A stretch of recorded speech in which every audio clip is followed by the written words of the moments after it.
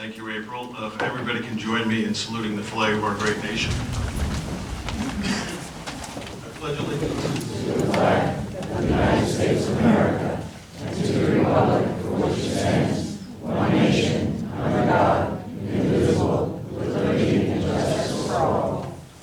We'll remain standing just for a minute so we can recognize our troops abroad and all of our military and our emergency service personnel.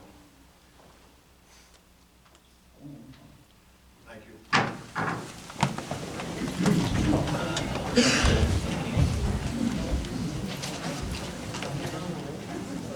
Okay, most people are here for the budget, so we're going to skip over a couple things and we're going to go right to the budget hearing. Just a couple things. I didn't want to go down this road. I tried to say that we were going to own whatever comes down the pike. We were going to take the hits for it. But our former mayor decided that he's going to go to the newspaper, and I just want to bring up a couple things. We brought them up in January before we start into the budget. You know, he said that in the paper, which really got my attention, is that we should be able to do another flat tax increase on the budget. And I just want everybody to know that how it was being done is we had $320,000 of unpaid insurance premiums that we had to deal with.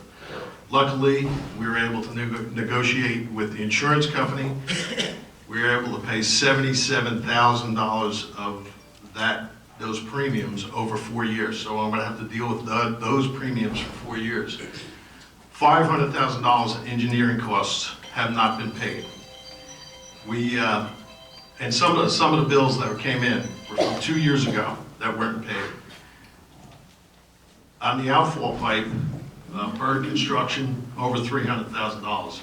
Epic Construction, almost over $150,000. Epic Construction, the pavilions it was billed 2 years ago, never paid. So when he says in the papers that we should be able to do another flat tax increase this year, he's right. You just don't pay anybody. So we could do a flat tax, and it's irresponsible government. I don't want to get into a lot of back and forth. It's just that it's amazing to me because I said that I was not going to go back, but when he's taking shots against our administration, who has been working for the past 4 months to try to straighten out our finances that are in crisis. Our finances are in crisis. Now I'm going to turn it over to Bob Allison, our auditor, and our CFO, Christine Manolio, who has been working for the past 4 months. We've only been here for 4 months and 21 days. 5 months? Sorry. All right. But anyway, they started in January. We just got clearance for this budget because we were going back and forth, and trying to work out all the numbers at 4:20 today. So I'm going to turn it over to them. Bob's going to go through some of the, explain to where we're at and how we got to this point and how we have to take control of this budget.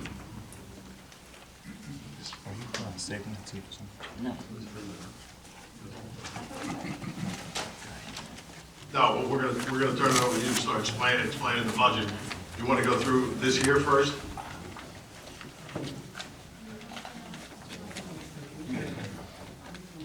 All right. You guys want to stand down so we can that screen? Yeah. All right.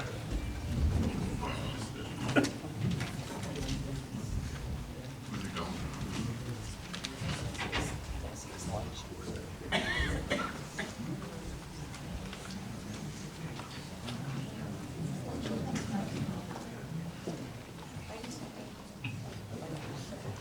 Okay, we have, Chris has some slides here, a couple slides, we'll go over them. Basically, this budget is going up $1.4 million. And what is that made up of, basically?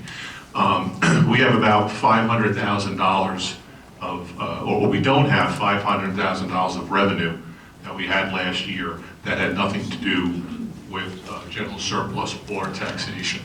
And that would be and that is in the form of using money from other funds, money for debt service, money still left over from FEMA, and some general surplus money which we advise not to drain down because, as the mayor just mentioned, almost every day we're getting new bills in for prior years which were not previously recorded. So the $1.4 million, let's say 500,000 of that is just not having the revenue that we had last year in order to match it. The other roughly $900,000 is due to some increases in the budget, which are summarized up there. We have additional debt that we have to pay of $100,000 from the previous year. As I said in January, we are selling permanent financing bonds this year. Previous to this, we've just been making temporary payments, which are smaller in nature. So I expect our debt to go up next year. But because we are preserving some surplus, we hope to be able to meet that without any increase. Capital is buying things like trucks, bricks and mortar stuff, and paying it with cash instead of having to go to debt on it. This is something which I think previously was not being budgeted for. And I think the administrator can talk to the deterioration of the equipment in town and things of that nature. Pension costs are imposed on us. That's $100,000 more than the previous year. Salaries and wages, the overall budget has gone up $350,000. More than half of that is related to police, and the other is related to really spread across almost all the other departments. Professional fees are being budgeted for $250,000 more. We continue to have to meet lawsuits and things of that nature, which the attorney can speak to. And then miscellaneous, maybe across a dozen, 20 different accounts on average, you'll see maybe a $5,000 or $10,000 increase. So in round numbers, about $1 million in additional spending this year, and also not having the, I'll call them one-time, non-recurring revenues for us to help balance that. So if anyone was here back in January, and remember I said we had a structural imbalance, and basically a structural imbalance is that we don't take in enough regular revenue, consistent annual revenue, to meet our annual expenses. And what we're trying to do here with this budget is to once and for all stop that so that it won't have to be done in the future. Could this still be nickel-dimed and then whittled down and borrow from Peter to pay Paul? To some extent it could. Is it fiscally responsible?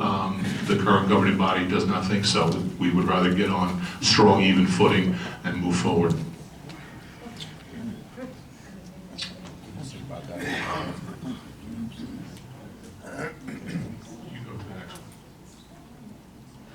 So when we talk about structural imbalance and one-time revenues, we have here a sheet of, and I'll just go to the left of the revenue types: reserve for insurance proceeds, reserve for library, these are monies not spent by the library, reserve for debt service, money that comes in through financings, big numbers like reserve for FEMA, Hurricane Sandy monies which came in, and insurance proceeds which were used in prior years to balance the budget. And and these are the years which you experienced no tax increase. And if you slide over to the right,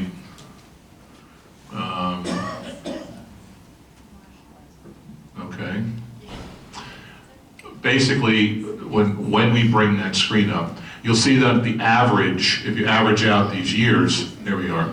So there's the total of all of these one-time revenues that are not consistently coming in, which we can't rely upon, which really we just don't have.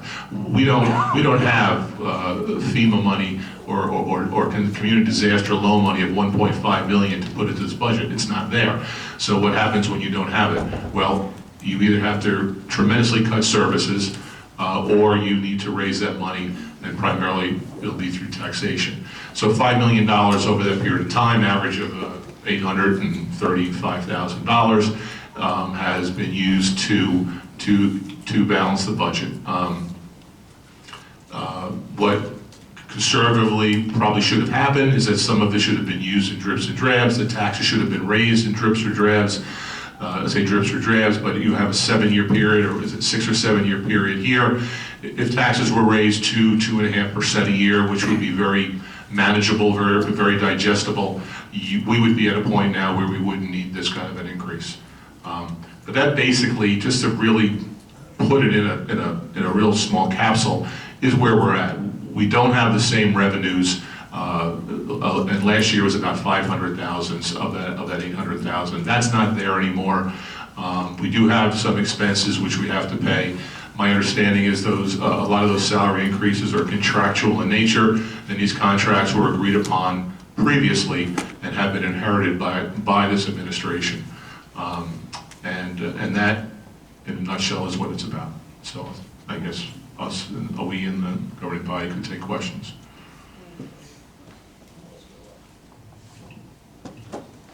If I can just, Yeah, maybe the attorney can speak to some of the legal. the governing body gets back on the day. It's just a couple of things to follow up with your auditor said.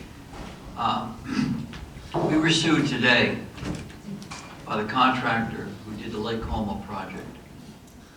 We were sued because he hasn't gotten paid. And he can't get paid because we can't finish the project. And we can't finish the project because the engineer who was assigned the work to do it can no longer do it per the DEP. So we have to go get another engineer, a new engineer, to finish the job, to inspect the work. And by the way, we have an issue with some of the work. We're getting that resolved, be it a design defect or construction defect. We're still doing that. So we have to do all of that. We have to go out and hire a new engineer, do a new what we call request for qualifications. Hopefully in the next few months, finish the project. Thereafter, get reimbursed by the DEP for the grant that they issued to the town a few years ago. Then hopefully we can pay this guy. Although he says he's owed more money than the original contract, because he says he was authorized by the prior engineer to do more work. We don't think that work was ever approved by the Borough Council. But believe me when I tell you, we're still trying to get through the weeds on this thing. Mr. Allison mentioned about some of the revenues that are due. You were sued about a couple of years ago, and the judge in Freehold ordered that you got to put back money that was improperly put into, I might have the wrong words, your general revenue fund. It should have gone to fix the damages from Sandy. You got money from FEMA. That money was supposed to fix, for instance, the boardwalk, because that's what the insurance is for. That's why the federal government paid you the money. But you didn't do that. You put it in general revenue, so you didn't raise the rates, didn't raise the taxes. Well, the judge has said you can't do that because it's a violation of the public trust doctrine. You're using those funds. They should have been over at the beach, which is where you got your insurance. That's why you got the insurance from the federal government, to fix the boardwalk, to fix the pavilions. You didn't use the money for that. You put it over here so that you didn't raise your taxes. Well, now the judge in Freehold has said you can't do that. You got to put the money back, because from the public trust doctrine, the people who use the beach, the people who jump in the ocean, they have a right to have those federal funds used for the reason that the federal government paid you. It's like your house burned down, God forbid. The bank that you have a mortgage on, they expect you to use that money to build back the house because they have a mortgage on it. You can't take that money and go to Atlantic City. You got to use the money that the insurance company gave you for the purpose that they gave it to you. That's part of the problem you have today. And that's a lot of money. In addition to that, you owe the judge was so mad at Belmar 2 years ago, he ordered $175,000 of attorney's fees that you have to pay their attorney. That's not insured. That's coming out of your pocket until we can resolve that. So these are the type of things that this government, and I'll be glad to talk to anybody and give you, I'll make your head explode with some of this information. I'm glad to talk to you later on if you wish, but that's some of the things that this administration has to deal with. Can we ask a couple questions now? Well, I think you might want to wait for this. Yeah, we'll open it up for questions in a minute, as soon as we finish up the You're presentation. covering a lot of territory there, maybe in between each one of the problems.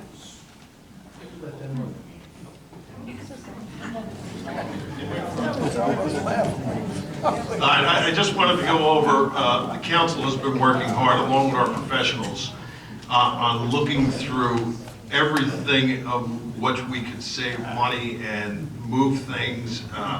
And one of the big things is when we got here in January, we looked at all of our events and found that Sparks Marketing was running our events and basically taking all the money. That was a seafood festival, San Gennaro, everything that was going on in town.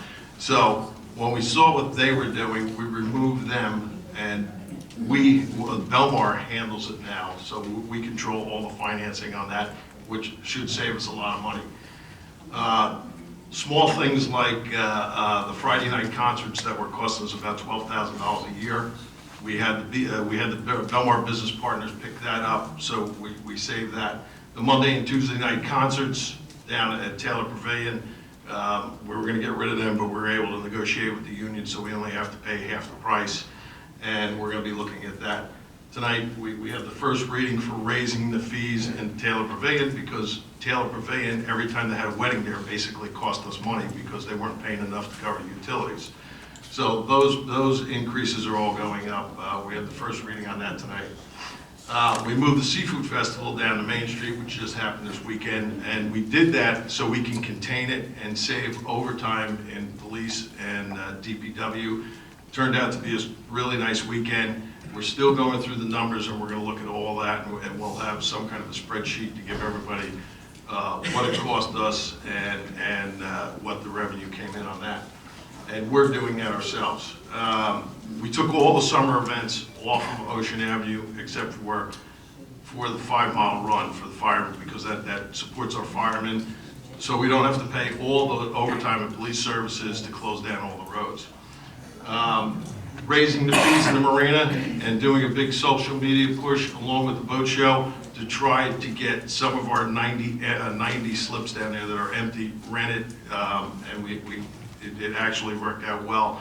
So, and John Savia is going to really start marketing our marina for the transient, so we can see more revenue out of that.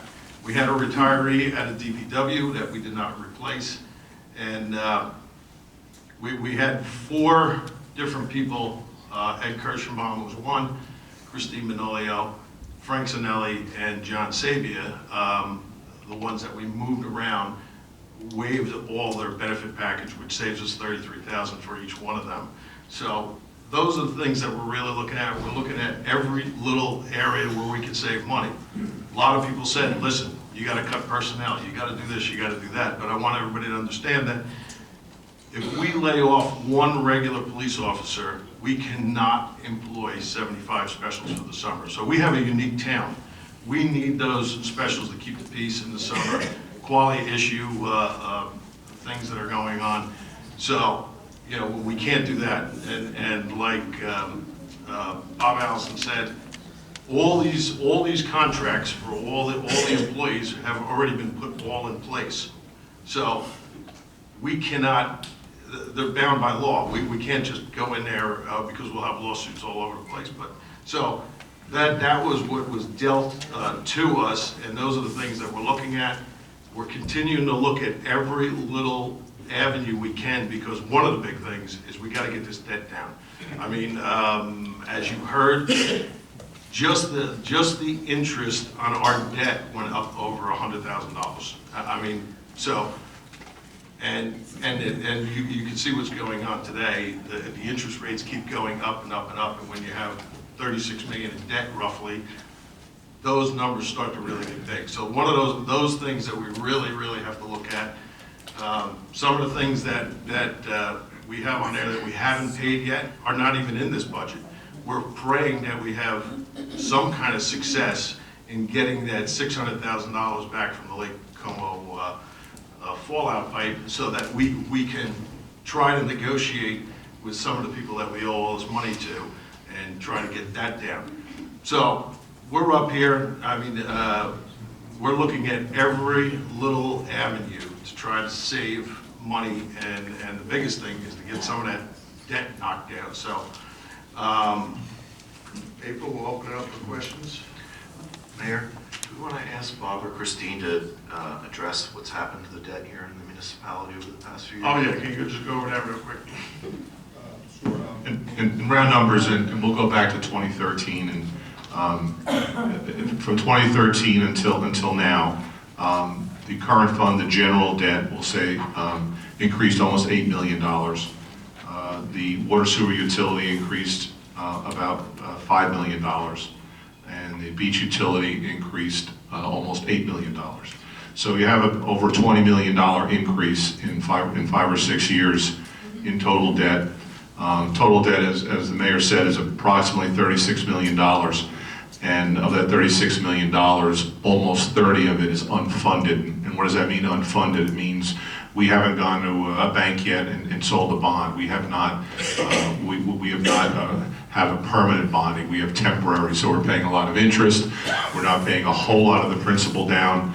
Kind of look at it as a, if you had a mortgage that was almost interest only with a minimum payment down. So because a lot of these bands, they call them, are older, we do have to sell the bonds. We're all geared up to hopefully selling in December, and we'll know what our future financing costs are. But that is a big unfunded liability that we have out there that we have to tackle. Excuse me, the beach utility and the Can you just hold on 1 second? We're going to open it up for all questions They in a are minute. utilities. They should not be included in this discussions. Well, they're all part of the budget. I mean, the budget's everything, and the utilities should cover their own costs. They do. But they will cover their own costs when you raise fees, not taxes, but fees. So there will be, Right. so there will be increases in revenues in those areas also, if necessary. Okay, before I open it up for questions, any of the council members have anything? For me? Right, I do have a question. Let me see if I can, thank you. I had a couple of questions. When we received our copy of the budget, there was a cover sheet, and there's several sets of numbers that I am trying to understand how they work. There's the difference in local purpose to be raised from last year to this year. That's the 6.6 million to the 8 million. That's where when you do the math on that, that's where the 20% number we keep hearing is coming from. But it also says that the actual increase in the municipal rate, municipal use rate, is 0.084, right? How does that work out? Well, there's assessed valuations which skewer those numbers. But basically, the 0.84 Yeah. would be, I have the math there, if you divide that into the 0.38, into the 0.394, you're going to come to about a third, right? You're going to come to about 20%, I think. But if you have different assessed rates, right? You see that assessed valuation, that changed slightly. So it's really a factor of the tax rate, but the actual dollars and cents is really what, is what is being focused in on, about the 20%. That's, but I wouldn't be able. Anybody's property tax is going to go up 20%? The local portion under this would, not the overall. The overall probably would go up about 6 or 7%. Here's the other question. That actually answers part of what I was thinking. Because also on the sheet is a table of if you own a home at this much, this is what your increase is going to be. And that's just the local rate. That doesn't include. There's also one that looks like it's the total rate too, that includes county and school. So I did the math. Oh, okay. I did the math for my home. My home's about 580,000, and I figured the increase would be somewheres in the order of like $575 going by. That's about right. Right? And then I did the math on that, and that's like a less than 8% increase for me. Right. Okay. Does that sound right? That sounds right. Because a local rate is about a third of the entire rate, right? You have your local, you have your library, you have your school, and you have your county. So let's say it's $1, of the dollar, 33% has to do with what we're talking about here. So if that 33% goes up 20%, it's really going up 1/3 of that in the whole dollar pie. All right, that kind of answers it for me, but the main question is no one's property taxes are going up 20%. No, not at all. That's a good answer. Yeah, hold on one second. Councilmember Craig. Yeah, Mr. Allison, I'm concerned, obviously, about the debt the municipality has taken on, whether it's municipal debt or through authorities or utilities over the last few years, and the fact that this debt has not been bonded and only interest is being paid. So if we were not to demonstrate this evening that we are willing to plug the structural deficit that we have been left with, would that jeopardize us going out for bonds in December, being able to bond those and being able to bond at a very low rate? Well, sure, if you were to not show fiscal responsibility and you were to go out and get a bond rating, your latest actions would weigh heavily on Moody's, S&P's of the world, who would look at our structure and say we're not doing what we need to do to balance our budget in a structurally sound way. So yes, it would certainly could have a negative effect on whatever bond rating is assigned to us. And good bond ratings breed low interest rates. Bad bond ratings breed high interest rates.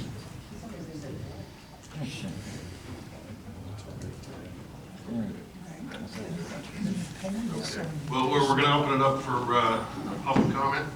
Ready? Yes, so anyone that has a public comment, please come up to the microphone, state your name and address before you speak.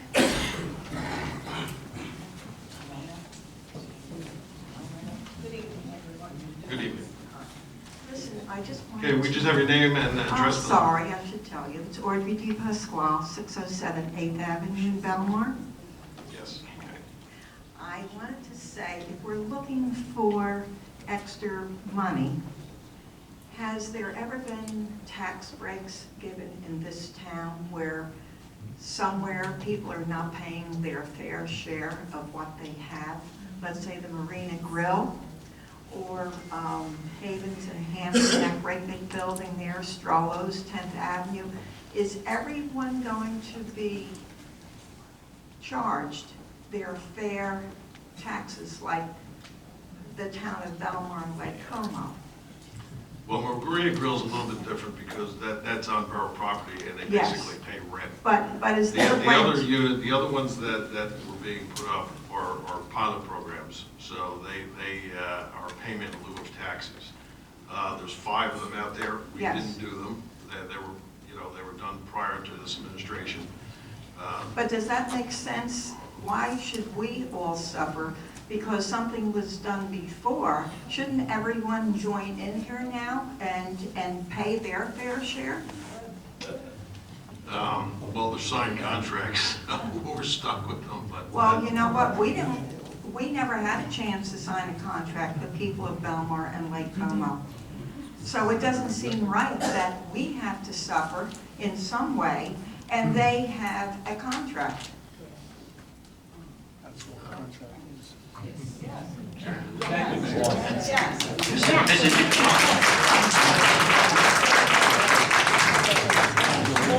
Let me try, okay? It's somewhat of a rhetorical question because, as I think you know, and maybe part of your question's out of legitimate frustration. There were agreements made, binding agreements made by the prior administration with people who developed property last 4 or 5 years. You can pay me a lot of money to try to break those contracts. It's not going to happen. That doesn't seem right to me. Well, Really, it doesn't. pay me anyway. Well, no, I'm only kidding. But that's the problem. That's the problem. See, That doesn't seem right to me. It really doesn't. We're all very concerned. well, We how really could we are. possibly? I don't know because I'm Yeah. not a lawyer, but The- I just don't understand it. Okay. Well, the other side of these agreements are going to say, wait a minute, we went to the bank and we borrowed X amount of dollars based upon the agreement we made with the borough administration. How And long are therefore, those we're back. contracts? I'm trying to talk to Ms. DePasquale, just give me a second. and therefore we're bound by those agreements. It's like saying, and I don't know that this happened, you gave in a prior contract a huge increase Yes. to your DPW union. Well, you don't have the right to say, union, for taking back that increase. Could You I have a deal. Sorry. I'm sorry, no, go ahead, I'm sorry. Then for the future, any of these other structures that are going to be built, is it going to be different in charging them taxes and not giving them tax-free for whatever? Well, I don't know that they're tax-free, but I can tell you that this governing body has told me that we have to negotiate in a different way with other redevelopers who are coming down the road, and we will have some of those later this year. I don't know that they're getting in a way tax-free, but there is going to be a difference in the way that these contracts are negotiated. They shouldn't be. I mean, we're all to a point now, there should be no tax-free at all. No. I don't know that it's ever tax-free, I want you to understand that. But I can tell you that this administration has charged me and the professional staff and the administrative staff, we're not going to go back to the same tax agreements that the prior administration agreed to, that I think we're bound by with those other developers who were got the buildings up. So, All right, the other thing is the lawsuits. We're not responsible for these lawsuits. That's We're responsible that we should have to pay for that. well, I don't understand, I'm just asking because it yeah, doesn't seem sure. right to me. Well, the town has been sued. The DEP has told us, and I didn't mention this before, though we've mentioned it in previous months, the DEP awarded us monies on a grant to pay our engineer to do the Lake Como project. The DEP has now said, your prior administration didn't do that correctly, so therefore we're not going to give you the money, even though you've already gone into the taxpayer's pocket to pay that engineer. We're not going to reimburse you now. We're having a taffy pull now with the DEP about that because it's just not fair. And we're trying to get that resolved, but it's not resolved yet. In the meantime, the taxpayers have spent probably about $500,000 on engineering, your money, real money, and we haven't gotten that back from the DEP. And as we sit here tonight, the DEP says you're not going to get it. Well, I'm hoping for the best for Me all too. of us, and I also want to say this weekend was the best weekend. And thank each and every one that had a hand in it. It was beautiful. We enjoyed, we're on the 600 block. We just enjoyed the people and everything that was handled just beautiful.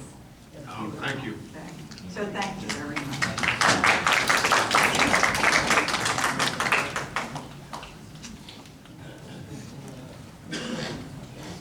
Good evening, Elaine Stevens, 827 13th Avenue. I've lived in Belmar for 65 years. I came here when I was in 3rd grade. And I am very shocked at the amount of people that are here and the amount of condos and the amount of taxes. And I would like to know, is there a revenue report from all the things that are happening? Our beachfront, our parking, our badges, and these new condos that are coming in. I know the oceanfront, most of our $1 million properties, and I've never seen a budget providing what is coming into our town. Not what we're paying. You told us what we're paying, but you did not tell us what we're getting in. And if that's possible, I think we should have another meeting with a little bit more information. Thank you. Do we have that tonight? Do we have that?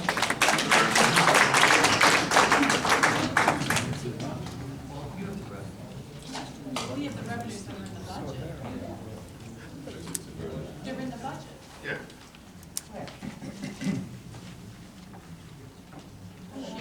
Just wait 1 second. Dedicate amounts. There's no dedicated amounts. It just says budget, but it'll say how much the amounts are that are coming. Well, I mean, our beaches are full. I mean, you can't get a spot. Tell me we can't pay for our problems with most of our. Excuse me, Miss, why don't you make an appointment with me and you can come in and I'll discuss them with you and I'll. Look at everybody. We want transparency. That's why we're here. And we've got a lot of people in this town. The transit train brings in on Tuesday nights over 500 people on that train to go to Bar A. Now, what does Bar A pay us for that inconvenience. I live 1.5 blocks away, and there are drunken people all over the place, people getting fined. I've seen lines outside this building for people who are getting summons, and summons cost money. Where is it? Where is it coming? Where is it going? Well, on the beach revenue, I can talk about that for a few minutes, because we increased the beach fees on the beach because all the surplus was used. The surplus was taken out of the beach utility. We had no surplus. We raised the beach fees so that we could trying to start paying down the debt, at least from the beach. And we could use beach funds to pay some of that debt down, because we have to get our debt under control. The interest on the debt is just killing us. And so we've done that, and we've done that at the beginning of the year, because we already took a look deeply into the beach. The prices haven't been raised for a few years, and there was no surplus. So we know what the revenues are, but with the increase of beach badges, we can't anticipate where we're going to get. We don't know if it's going to be sunny.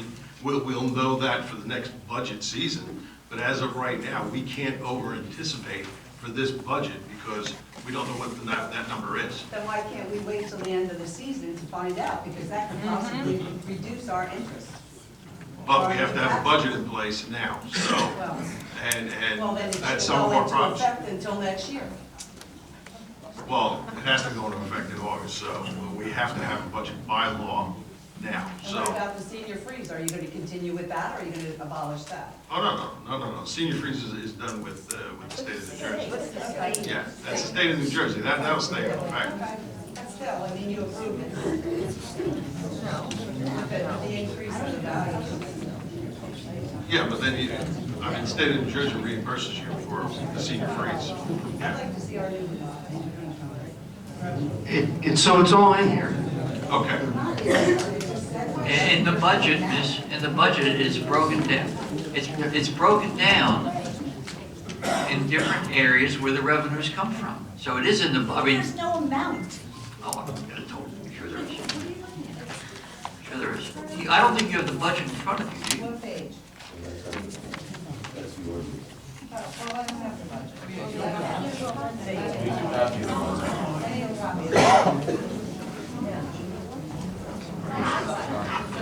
Oh, the website, yeah. It's all here.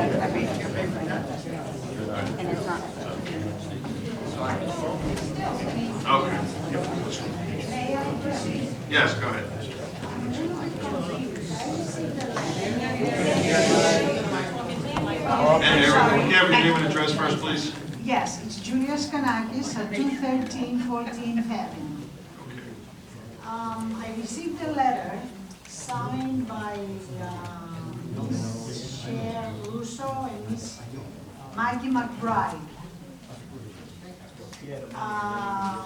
21.7 increase in taxes. Well, you're looking at one part of the budget. I mean, the overall, just like we explained to you, is about 8.5 or something like that, and then, That's what I heard before, about 6%. Yeah. I saw 21.7, and I might as well move to Malibu. yeah. Well, Mr. Allison can talk about that. I'll explain it one more time. It's a 20% increase on your local portion. Your local portion's about 1/3 of your overall tax. So when you apply it to the overall tax, you're probably going to be around 7%, 6 to 8%, depending on where you are. So that's what that is.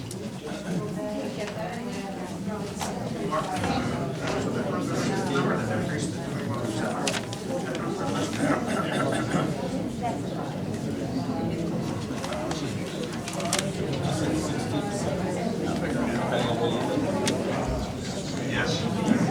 Hi, Eileen Giordano, 605 Ninth Avenue. Concerning the tax abatements, I was concerned. Pilots, tax abatements? You said we won't negotiate the way the last group did. So let's say the last group was 20 years. Would we negotiate 7? No, they were 30 years. So we would negotiate 10 or 7.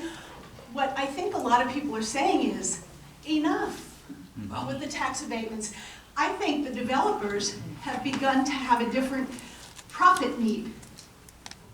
And so Well, our one of the town, things that we're doing, and this is what I've explained to Mr. Dasty, as the building process goes, they used to take down the building, and then you would only have to pay on land until the project was complete.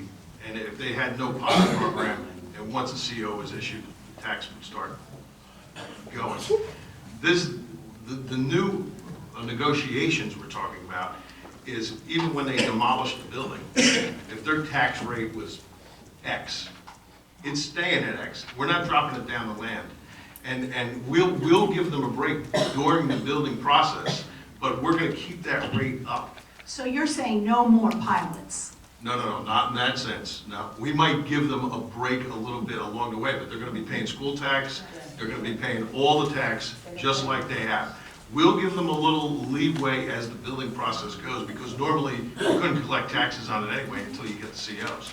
Let me So- just, if I can just explain. What I appreciate is the clarification, because when you were speaking, I was concerned when you said, well, we're not going to negotiate the way the last administration negotiated, but that leaves a lot of wiggle room, because 30 years, I mean, you could do 7, you could do 10. So I'm just making it perfectly clear on the record that this administration says no pilots. It won't even be close to that. I mean, we have to negotiate a little bit here or there to get some of the projects going, but the minute they are done and ready to go and they're whole, they're gonna be paying the full tax. Okay, thank you. Thanks for that, Mark.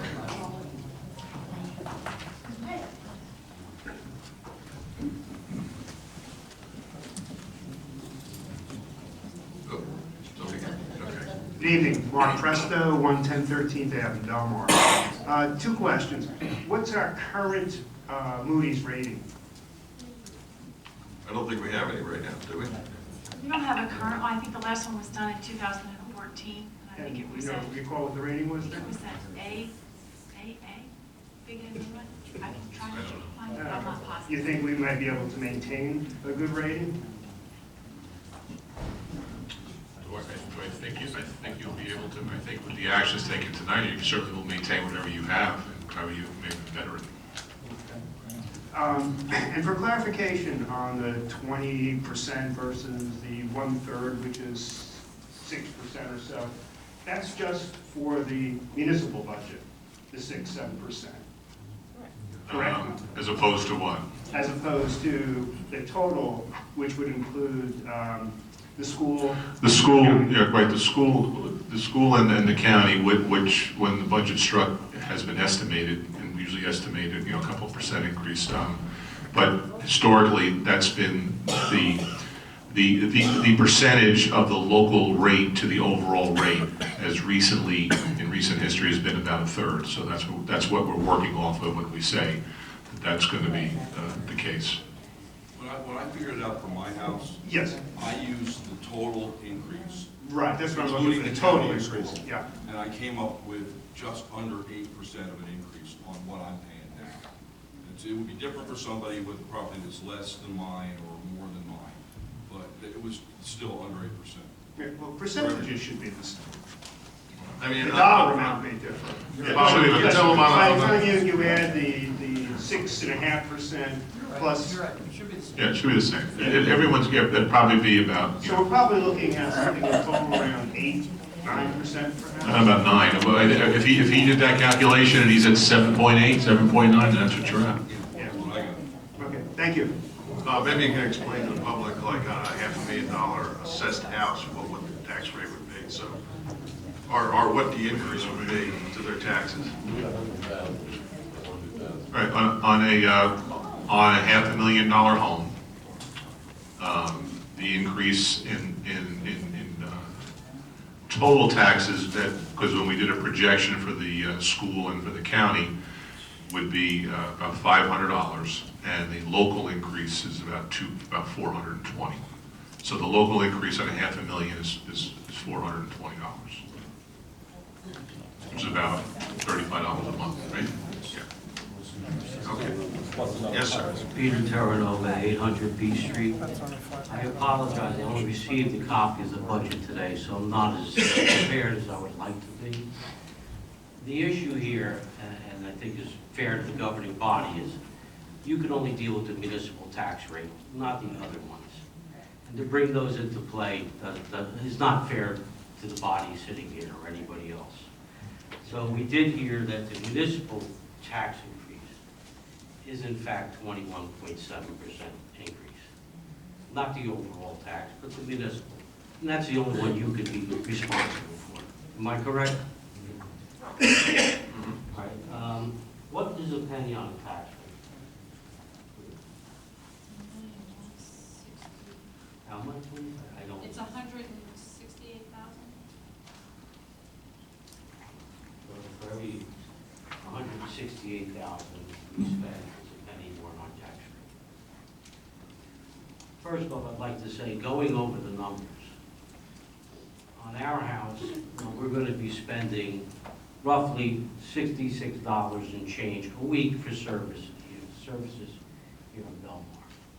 Truthfully, given the community we live in and where we live and the services we receive, it's actually a pretty good deal. I'll be honest with you, from my perspective. I have worked in government for 40 years. I have served as a municipal department head, a good push for that, as an elected official and as an administrator in a municipality. So I'm a little bit knowledge about government. And I understand we also finished fiscal 2018 with a $1.3 million surplus in the general fund, correct? Correct. Okay. And I heard a number, I couldn't write it down fast enough or add it up fast enough. The amounts that we say these debts that are coming in, forget the debt service, the other debts that are coming in that were unanticipated. How much was that in total? Does anyone have a number?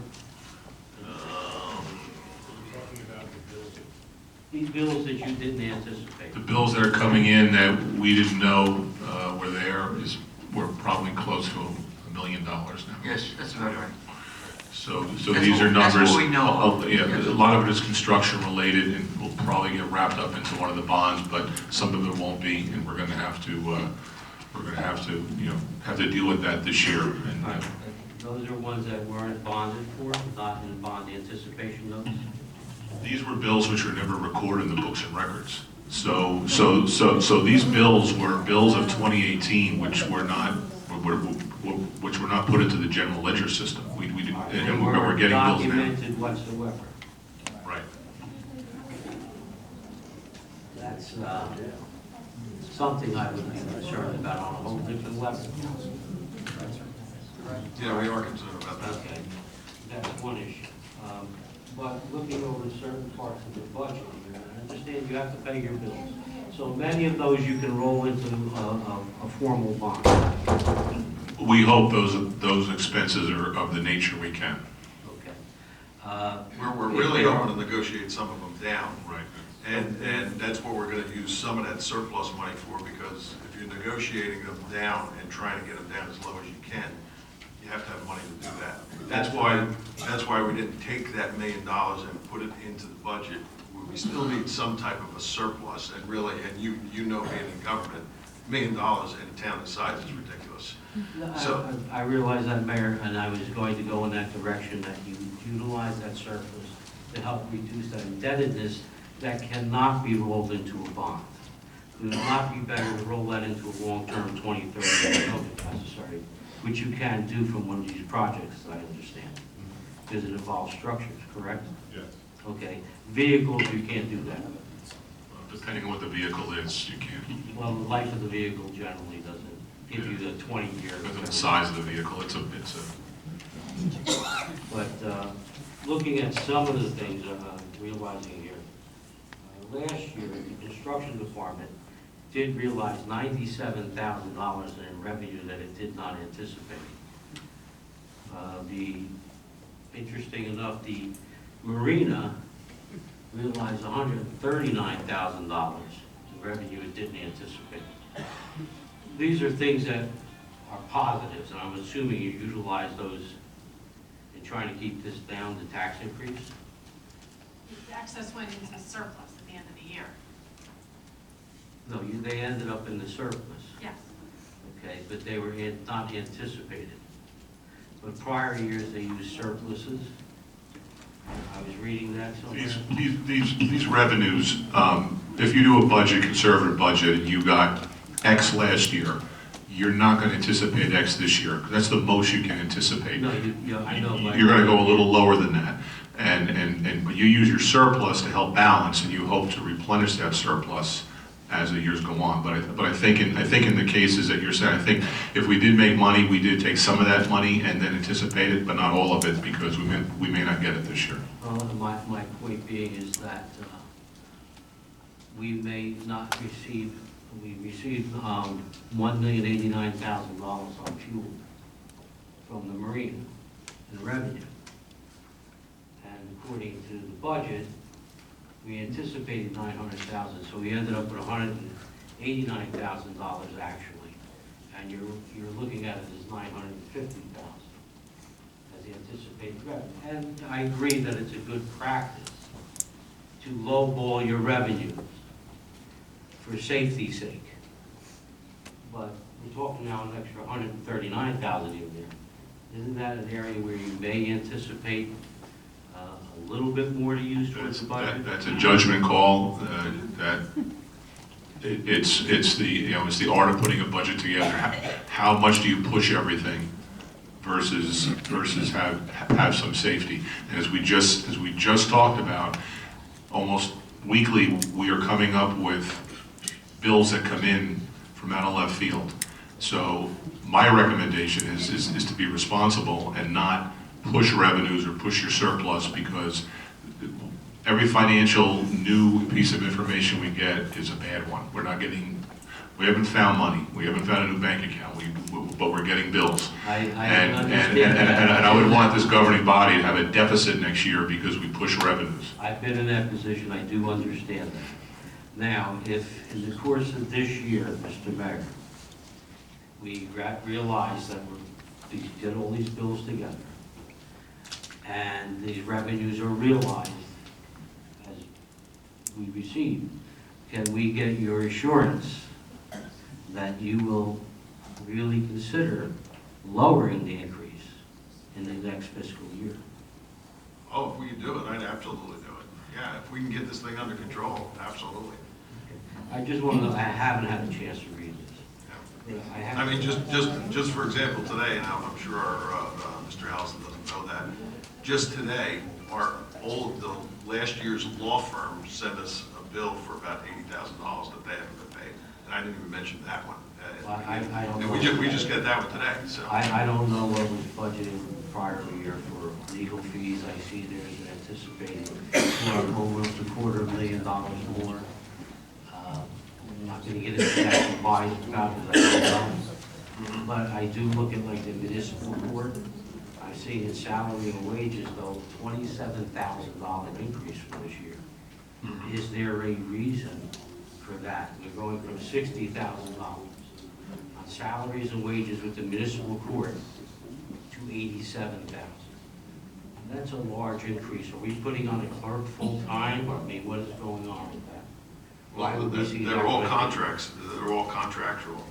And one of the things Your we're Honor, going to with do. all due respect, wages and salaries in this municipal court, $27,000, that's over a 30-some-odd% increase. I doubt if the contractual obligations are that high. I'm not disputing that employees should receive wages. We recognize the police and public works may have contracts that are current. And I wasn't going to get into that about those issues, simply because you have no choice but to meet those obligations. I recognize that I read the paper today, and that's the only place I'm getting my information other than here tonight.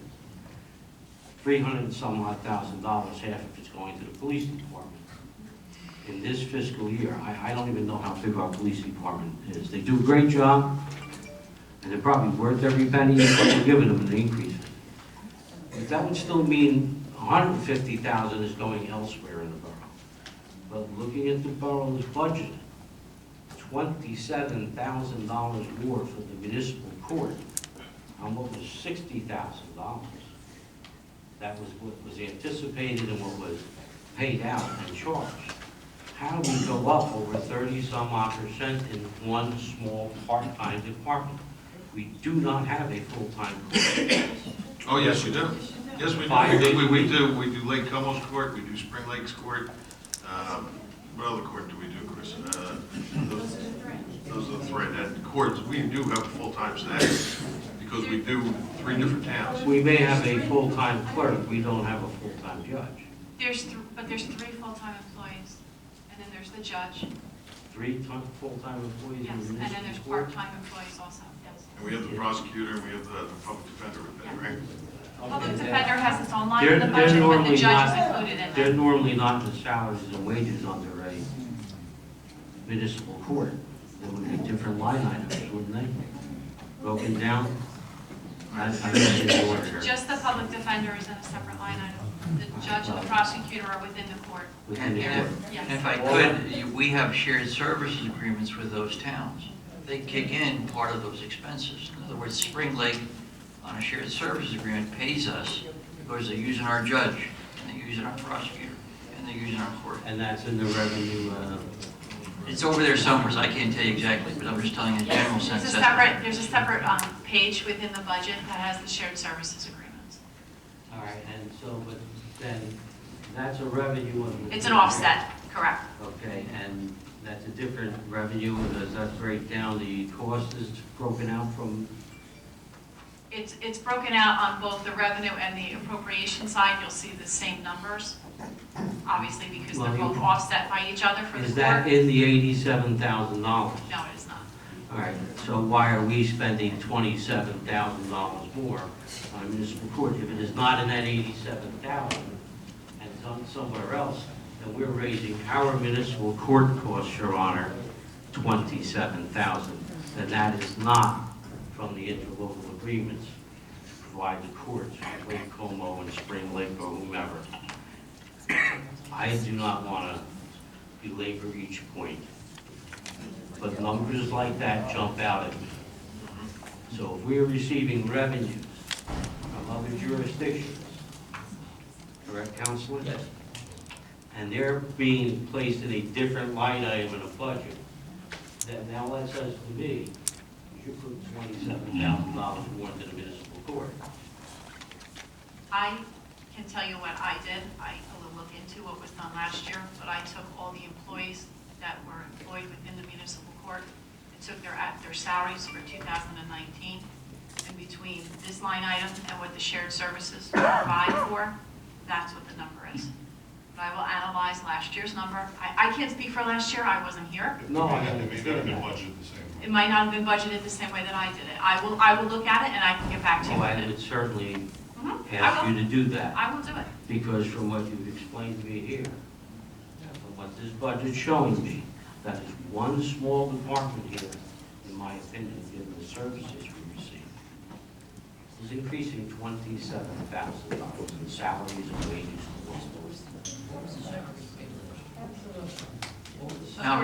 According to this line item, it was 60,000. And that was discharged, that was appropriated, that was what was charged, and now the anticipated costs are now $87,000. I will look into it and analyze what the difference is. Are We didn't gonna have increase another any hearing staff. about this budget, Your Honor? That'll be up to the council to discuss that. We're going to vote on the budget, I assume, has already been submitted to traffic. Yes. All right, we applied for any extraordinary discretionary aid, given the circumstances that I've heard. Or you would have to come under state supervision in order to get that kind of aid anymore. Have they changed the rules? Yes, they did. Let's say. Well, it's now called transitional aid. How do they call it transitional? Do you still have to go under state supervision for that? And what does that supervision entitle us to? It goes into things like you won't be able to hire anybody unless the state approves it. Certain contracts have to be approved by the state. I don't have an encyclopedic review of that, but it's things of that nature. given the dire circumstances I'm hearing coming out of the dais tonight, doesn't mean they come in and take over your town. I would tell you this, because you are able to raise the taxes, you're not looking for aid above and beyond what you're able to tax. The state won't give you anything like that, and you could still raise taxes. Granted, but the state can, part of that aid is to help you absorb, particularly if you can show that through no fault of your own, you've come into the circumstances where you're looking at a 21.7% increase on the municipal tax rate. And I'm sure you've been before Trenton with other mayors and had to stand before the board and discuss your circumstances and say that maybe we can use some help this year. And that you're all committed to biting the bullet and raising taxes. But they do sit down and listen. And I'm just saying, is there something to consider? That you may be able to get that aid, and at this point, what do you care if somebody from the state's looking over your shoulder a little bit? You've got nothing to hide. That would be good for our professionals to guide us on that. Well, as I said, I've been in that circumstance. I've sat before the board, and it may have changed somewhat. I understand that, but understand this, the transitional aid is just for that transition. So the following year, you're gonna have to figure out how to get your way out of that. So if the following year, there are no other substantial cuts or substantial changes, then there's not gonna, then this won't be granted. And I don't think the governing body is contemplating wholesale changes in town, which is what transitional aid would be predicated on. I will admit that I'm not well versed in transitional aid. But if you can, look at a way to do this, and and it's just a way that you know you have to increase the taxes to meet your obligations. You can phase it in and put that towards the board, the finance board, to say we are doing what we have to do, but we don't want to burden our taxpayers this much all at one time. And that's all I'm asking, is to consider that. It may be a tool you can utilize to help reduce this immediate impact and phase it in a little bit more over time. I'm not saying you don't have to do it, I'm not well versed in your budget, but just trying to offer a suggestion. Thank you. Thank you.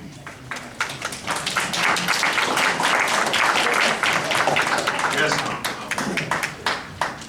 Yes, my name is Jerry Fanning, 1320 Route 71.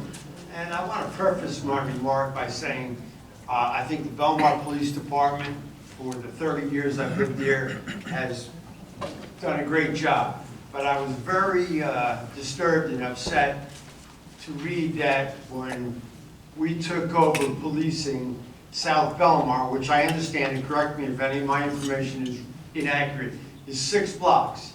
And we added 5 police officers.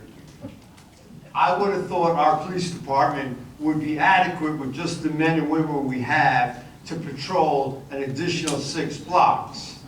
And I'm just wondering if you can give me a little more information as to why we went into that sort of an arrangement. It was before I was sitting up here. I know, I brought this up with Brian McGovern too, and I got a less than satisfactory answer. I was in your position when that was happening. I did 25 years as an officer myself in town. I know you did. I had questions. I had a lot of questions, and the way it went through, but we didn't put 5 officers on, we put 4. Lake Como had 11 officers. And there's things that I had questions on too, but all that was done. We have to honor the commitment that we have for 10 years. So 10 years we have to. Yeah, that was a 10-year commitment to take over Lake Como Police Department. And so in other words, the officers, the co-star said 10. When I talked to Brian McGovern a year or so ago, he said 5. Now you're telling me 4. So we are committed for those 4 officers for 10 years. And we all know that police officers, I know it's a dangerous job, but it's over $100,000 a year after 5 or 6 years, plus running a police car, plus benefits and everything else. It's a huge expense for a small town like this. It is. And what we'll look at is when we have retirements coming up, if they need to be replaced, and take a look at the overall picture. Thank you very much. That would seem to be the intelligent approach. Okay. Because it is, now I am accurate in saying Lake Como is 6 blocks, right? Well, it's 2/10 of a square mile, but I didn't count the blocks. Plus. All right, whatever. Again, I think these guys do an excellent job, but. Our problem with taking over the police department, we have Bar Paul's, all the bars that are over there. So we have, they're doing a lot of calls over there, so. Well, okay. And that was my concerns when they did it. They have 2/10 of the square mile. I think they have more liquor establishments than we do. And when Bar Ray is full on a Friday and Saturday night, they probably have more people in that bar than the whole town of Lake Como. We got DJs. Okay. All right. Yes, Steve. Notice you don't talk about DJs. Steve Lemoyne, 403 C Street, and I'll be brief. But I am disappointed in the performance of the mayor and the council with regards to this budget. Right? I expected cuts, not increase in spending. Right? That's on the backs of the taxpayers here in town. I did the math, right, similar to you, and I came up with 21+% for just the municipal, okay, right? And then I think I was closer to 10% overall, right? Now, we have a 2% cap here in New Jersey, okay? And I know there's a loophole, and I believe you guys are using the loophole in order to do this to us, right? But I thought it was based on budget, not tax increase. So I'm not sure that you're properly using the loophole, right? So I'll just ask that you double check. I'll just say that the budget has been scrutinized and scrubbed down by the state. The state called us at 4 o'clock today and gave the approval to pass the budget. So any budget, regulations would have to be met in order for the state to have approved it. Okay, right. I'm not sure I buy that. Okay. Now I'll be the first one to admit that it's tough to cut budgets, but that's what we voted you people in to do. Okay, right? And I didn't vote for all of you up there, but I vote for a good number of you, right? And we expected you to make the hard decision and cut budgets. Right? So, let me just go in here, okay? Plus, I don't think with the new budget and the new amount of money that we're being paid for, I don't feel I'm getting, despite that other gentleman who thought he was getting a good bang for his buck. I don't believe I am, right? And I'll tell you, if you look at Manasquan, similar town, not the same, but similar, their budget is $11 million, okay? Quite a difference, okay? So, just to sum up, I'm disappointed. We've tried to do everything we can. We looked at every area. And like I said, we cut police officers, we lose 75 specialists. I think you get rid of some of those specials, right? I think We're 30 short this year, so. You take every administrative head and you tell them, you have to cut your budget 10%, okay? And let them figure that out. They get the big bucks, let them figure it out. Right? And we have to start looking at things not like the government, okay? We have to look at things like the private industry does, because we can't afford this government in this country anymore.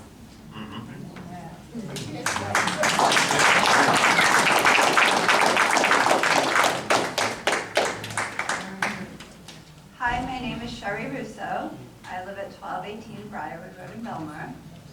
I'm standing before you tonight because I think the proposed municipal tax increase of 21.7% is too much for our town. Sorry, I'll start over. I'm sorry. I think I'm taller than the microphone is tonight. My name is Sherry Russo, and I live at 1218 Briarwood Road in Belmar.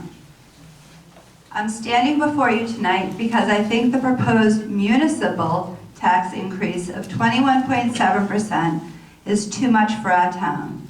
This will cripple our middle-class families, seniors, and business owners, and renters. For the sake of the residents in our town, Please reconsider this. Thank you.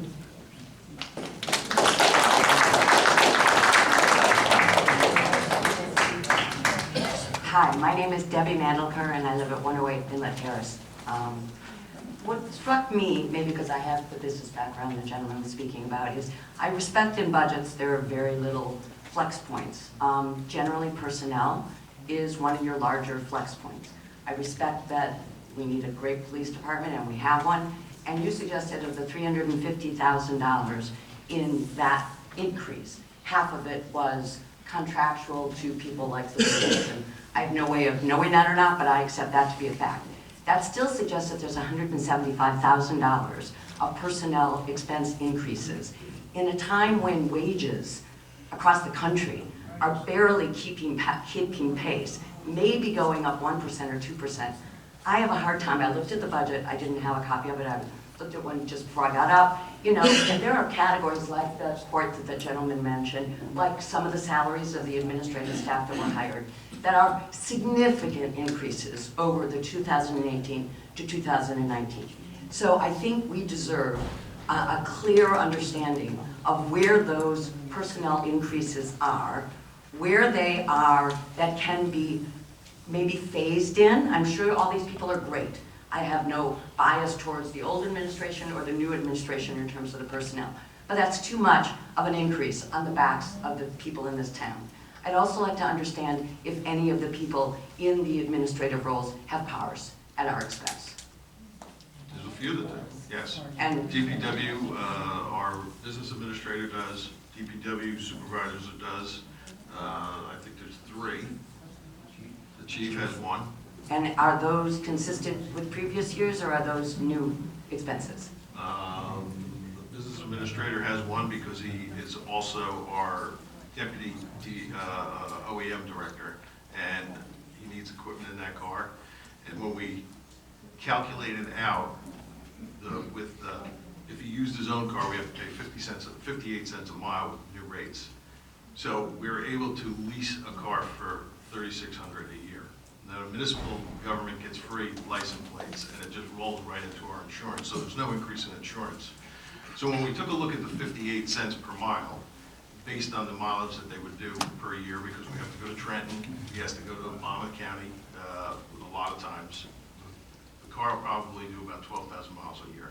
So when you calculate the cost over $3,600 compared to the cost of 58 cents a mile, it was cheaper for us to lease a car. And that is required because he has 2 functions? Yes. As opposed to the previous one. Okay, well, if you could explain the $175,000 that was estimated to be personnel increases that were not contractual or police driven. Well, I think they're mostly all contractual, right? Half is police. Well, I don't mean contractual as in new hires I mean in terms of new hire contracts. You may have made a contractual agreement with a new business administrator or others, but I understood contractual to mean multi-year contracts with people like the police versus hiring contract. Well, the multi-year, that's what that 350 is. It's half mostly police, but DPW, correct? Yeah, all the contracts that you're mentioning all have step increases. So although it's a 2% increase in the contract, the overall increase could be larger depending on the increase between the steps as the employee moves every year on their anniversary. So although it's a 2% raise, the way these schedules are set, each step goes up 2%, but the increase between step 1 and 2 and 2 and 3 may be larger than just that 2%. And does the $350,000 only include these contractual step increases? Again, looking at the budget, there are definitely categories, like the courts that went from X to Y, like several categories. I don't have the budget in front of me, where some of the personnel expenses went up 50%. And I'm just trying to understand how much of that $350,000 is discretionary in terms of people that were hired or salary increases that were granted that were not contractually required in the Oakland step increases. What percent, I don't have the percentage off the top of my head because I'd have to analyze what the person was making before. Like you're looking for, like myself, because I replaced someone. Yeah, I'd have to look at the 2 salaries and be able to give you a percentage. There was Well, one. I can tell you this, it's a lot lower because our new CFO is part-time and we don't have to pay the $33,000 in. Then I'm just not clear where all this, I mean, the numbers are in your budget. There are a couple of categories that have significant increases in salary expenses and other expenses. I assume other expenses may be the car, and that's the way that you deal with your budget. And I'm not questioning the car analysis specifically, I'm questioning the overall category.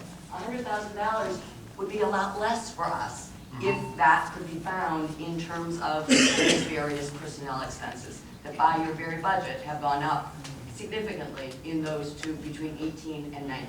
And that doesn't include the police because they're not detailed in that portion of the budget. So I would just think that we would like to understand that expense. I mean, I could go through it. There was a position also that the person was hired mid-year last year, and they replaced a person that was making over $20,000 less. That happened in the middle of 18.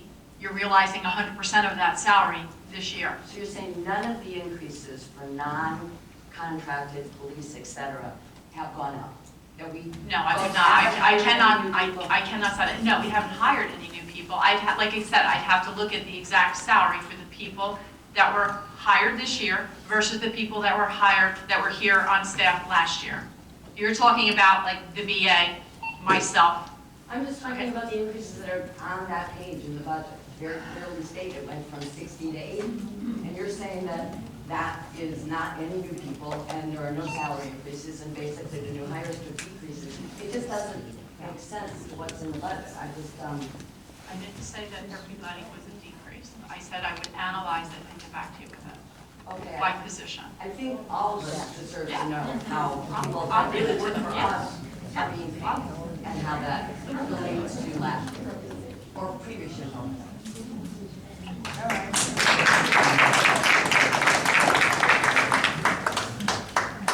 Yes. Hi, can you hear me? Yeah, you can pull that out, it's wireless. Pull that out and you can hold it.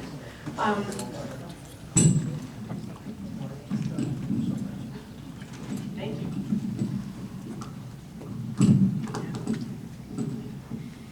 Yes, perfect, thank you. Maggie McBride, 904 E Street.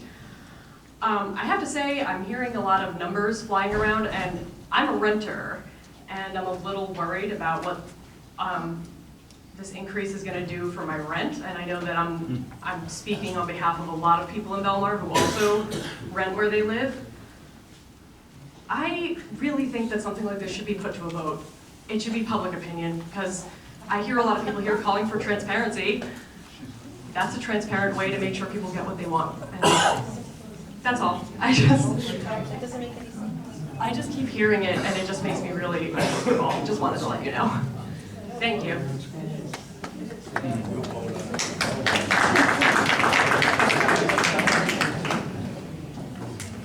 Hi, Angela Pfeiffer, 319 Fifth Avenue.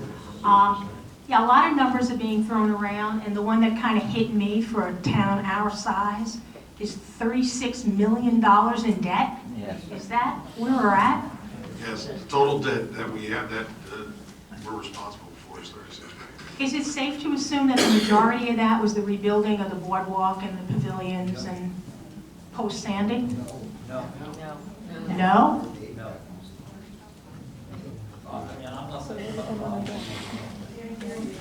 Can we get a rough idea of how we got to 36 million?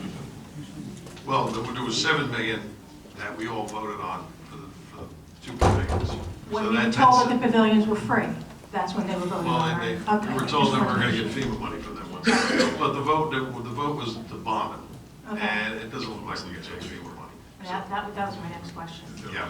So of the 36 million, only 7 million is a result of rebuilding after Sandy? I'm sure there's still some in there, and there's still some in boardwalk. As far, we have to pull out a lot of people for that. I got to tell you that with regard to the non-utility, we have stormwater drain, $1.5 million. We have repairs to building infrastructure, $1.3 million. Marina repair and improvements, $4 million. Construction of Fifth Avenue Pavilion, $4 million. Those are amounts that are issued on anticipation notes. Right, so we're still a long way from 31 million, which, and while you're looking at that, so my next question is, are we due any more FEMA money? There is a little bit out there, but we have to pay off all the contractors, our engineers and everything before we can apply for it. The whole project has to be complete. So we might be getting some, but nothing that's going to put a significant No. dent in the 31 million? No, I mean, like, last year we were on the council here, or the year before, we bonded $1 million for 2 playgrounds and a fence. So that was bonded for, and then we have, right now we have, we bonded twice for the sidewalk improvement. Now, we have a problem with the sidewalk improvement because we can't put it on the tax bill because of, what's happening is engineering costs were supposed to be $96,000 and we're trying to figure it out. They were paid $127,000 and they're looking for another $65,000 before they sign off on it. So we have to figure out what actually it is before we can assess everybody. So while we're not assessing everybody, the sidewalk improvements, the interest just keeps going and going and going. So we're trying to figure that all out now. Of exactly what the costs are going to be, because Mazer said that they're owed another $65,000, but the contractual price was $96,000. We paid them $127,000, and they want $65,000 more. So we're trying to figure out all that out. Okay, so Mazer is next on my list. Do we still legitimately owe them money? All $500,000. Okay. And they And some of designed... these things, some of these bills were from 2 years ago. Okay, and my understanding is they designed a safety pavilion that basically still doesn't work? Correct. So why would we pay them anything, and do we have any legal recourse? Well, first of all, what we're doing is we're getting it operational, and they're working with us to get this operational. Okay. Then we're going to see what the recourse is after that, because we weren't able to use that building, and the inside of it was ruined for 2 years, so. There's no question, if I can, we need to sit down with the engineering firm and go over a lot of things. I think right now, we need to get these pavilions ready for Memorial Day. So, but at this point, I don't think we paid Mazer any money, and we have to sit down and talk with them. I agree. Very, very seriously. But one of the line items, I believe, was additional engineering fees for $200 and some odd thousand, and I'm thinking, why would we be paying anything more in engineering fees? That would probably be for our new engineer. We have to pay the new engineer to close out the Lake Como project so that we can get reimbursed from FEMA, or excuse me, from DEP, to pay the contractor who just filed suit against us today because we haven't paid him. Okay, so once this all gets settled, you will, I have confidence you will consider what our options are in terms of recourse. Right. Okay. We took over Lake Como's policing. My understanding is that they pay 25% of our police budget. Is that true? I believe that was the contract, 25% of the. And do they pay 25% of just base salaries or 25% of our pension contributions? I think the total. It's the expense of the police department Everything. specifically. So Not that- the beach portion of it. No, just- I get yes. that. I get that. Yes. So the $100,000 that the pension went up, that's just Belmar's share of the pension contribution? Look over there. Okay. I'm not sure. Yes. It's the amount that's on the line, and then because within the formula, the 25% is what we get reimbursed Okay. from Lake Como. So that is just our share. And are our pensions based on base pay or pay plus overtime? No overtime. No overtime? No. So it just, so if somebody puts in 100 hours in overtime, Overtime is not pensionable. that's not pensionable? No, it's not. Great. That's my list. Thank you very much. Thank you. Hi, I'm Maria Rondinaro, 1246 Pine Tree Way. I was here last meeting as well. I don't know who said it, whether it was the counselor or the business administrator, saying that if we had paid in dribs and drabs throughout the years.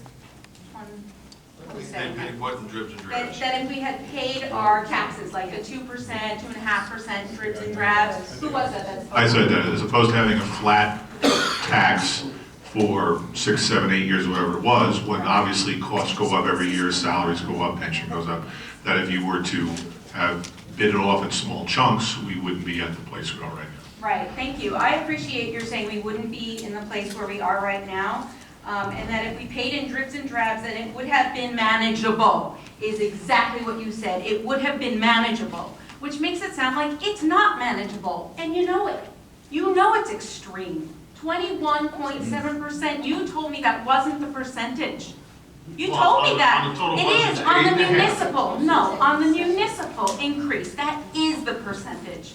And I feel misled. I really do, I truly do. I understand 8% and maybe $500 more a year isn't more for you, but on my block, people are moving to Florida, they're moving to South Carolina, they're going places because they can't afford to live here already. So increasing it more than what is 4 times what normally would have been your dribs and drabs in 1 year? That's shitty. I'm sorry, there's no other word for that.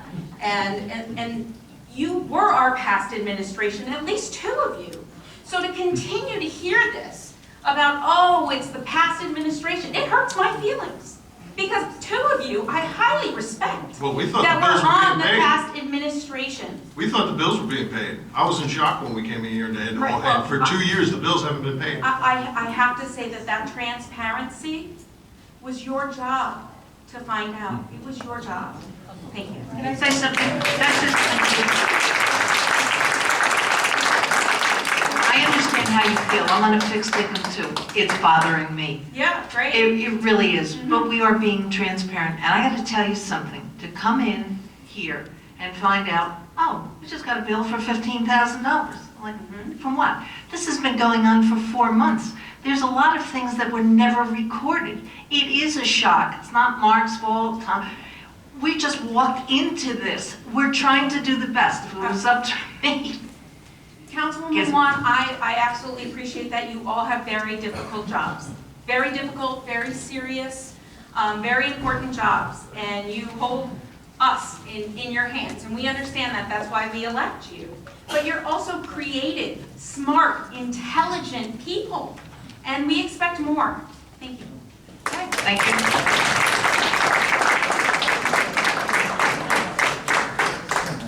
Hi, my name is Bob Unick. I live at 114 4th Avenue, and it's not really a question so much as a statement.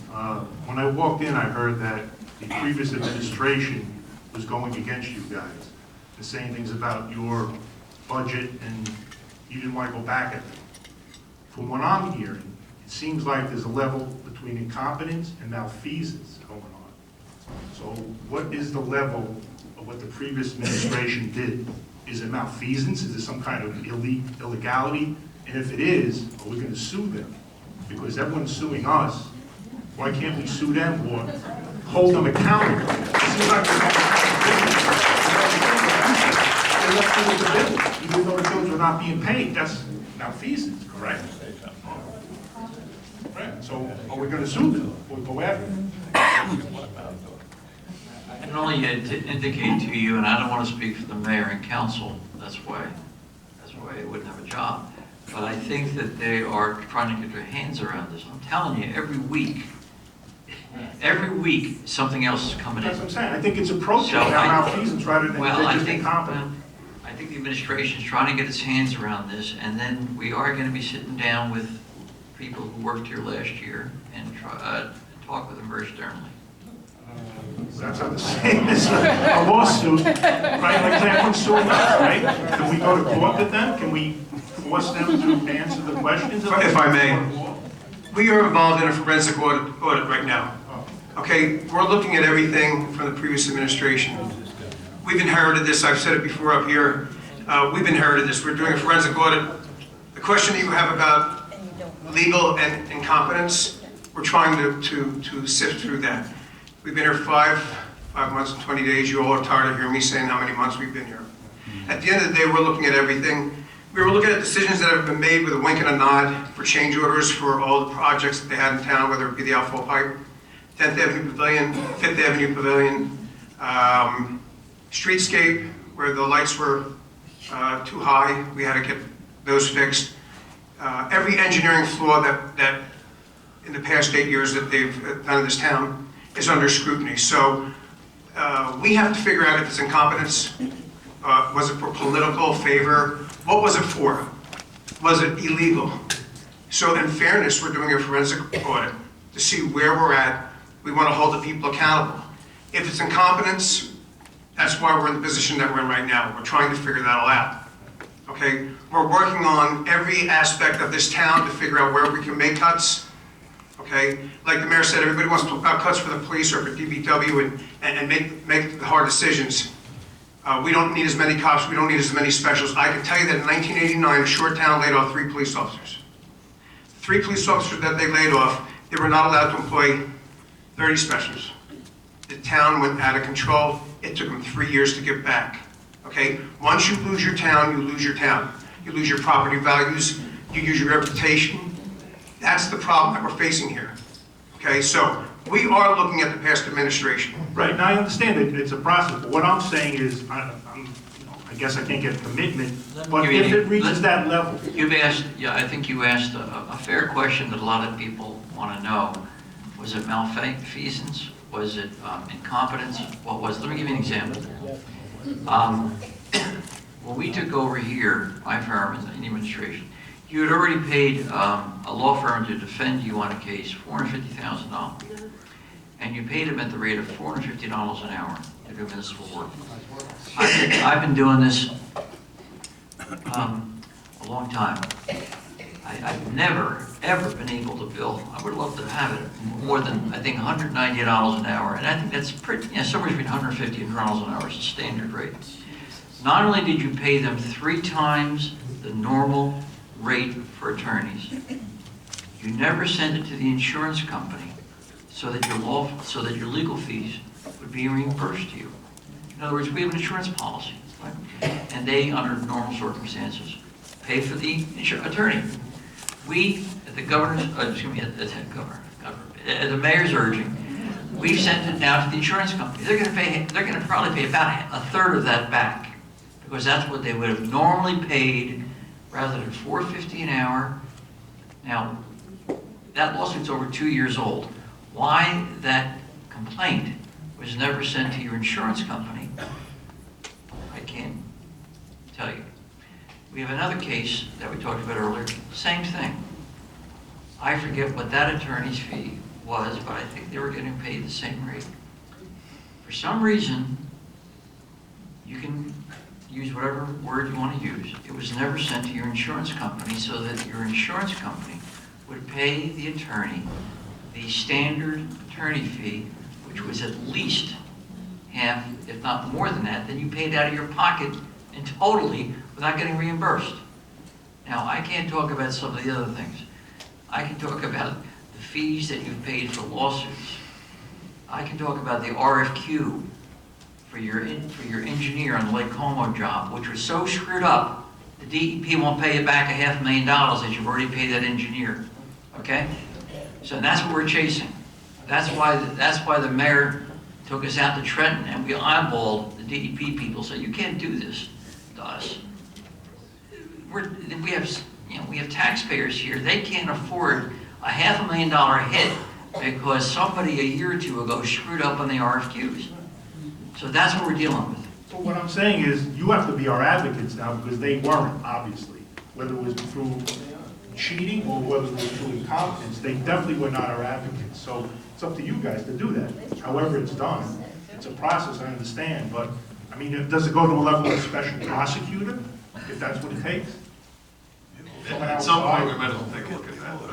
What we're trying to get, we don't want to go up there with half of You it. can't commit, but I'm just saying, if you reach that level, We think it reaches that level, we're certainly going to do that. Bob, I thank you for bringing this up. I think our business administrator would probably tell you he's tired of me asking him the exact same question that you asked tonight. I sit up here this evening absolutely angry that Belmar is in this situation and with all the things that have happened in the past. You know, every day or week something comes up that you just can't even get your arms around. It's so incomprehensible about the way things are handled. And I'm committed, as I believe my colleagues are, if people were committing crimes, they need to be held accountable for their actions.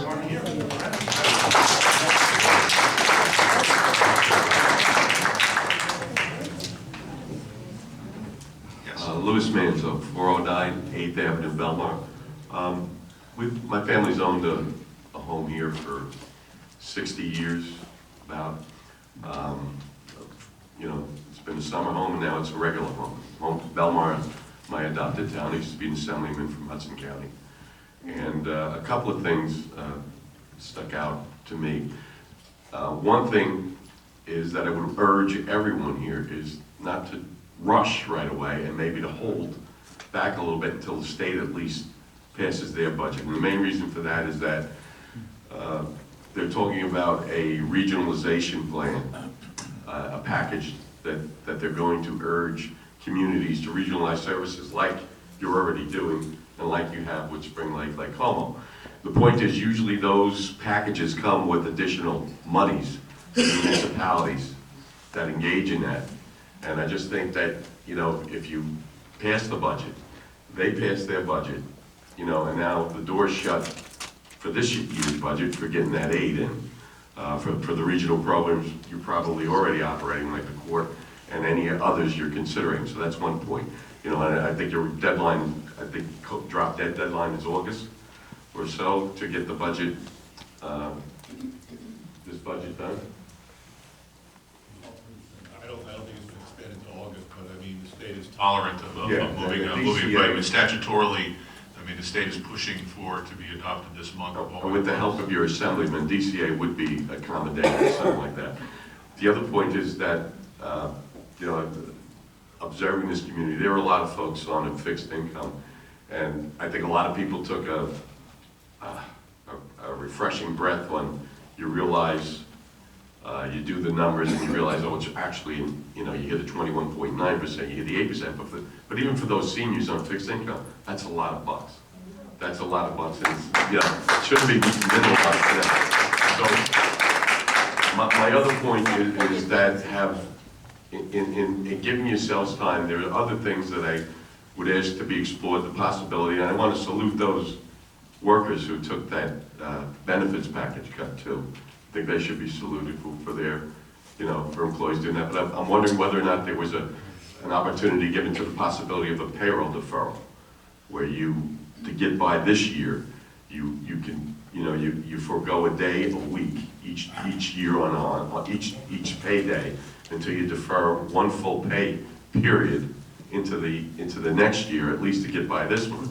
The other thing that sticks up is that perhaps the town needs to consider going on a fiscal year budget to match the state's. And the reason I say that is the problem you guys wound up with. You come in, right, and you have to put a budget together right away. Okay, not knowing, you know, a lot of unanswered questions. And now you're 5 months in, you're still trying to figure your way out.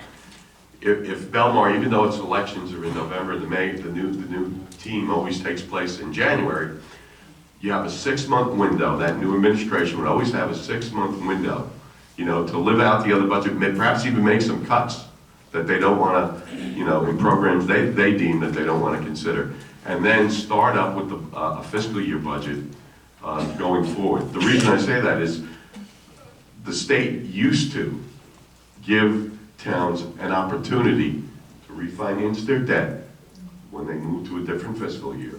And maybe that's a chance to package everything down, consolidate it, get it to the lowest rates you can negotiate with people to.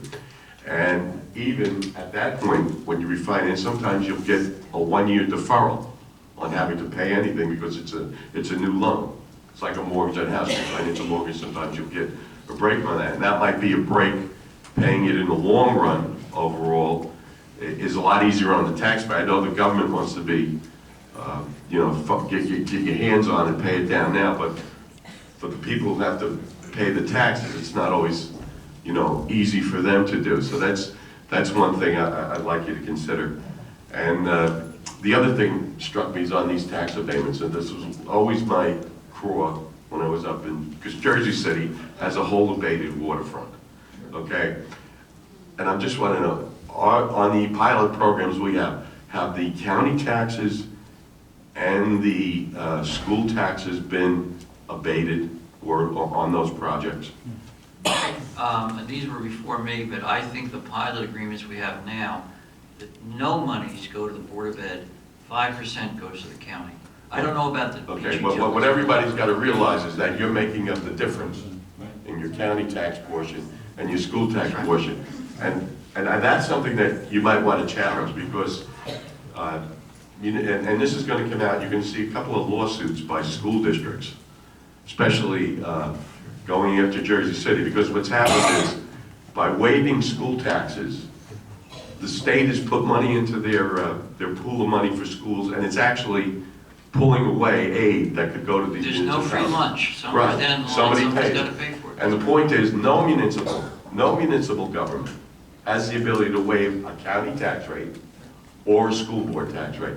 And those pilots will be challenged on that basis, and it might give a little relief to the folks in this room on the county portion and on their school board portion.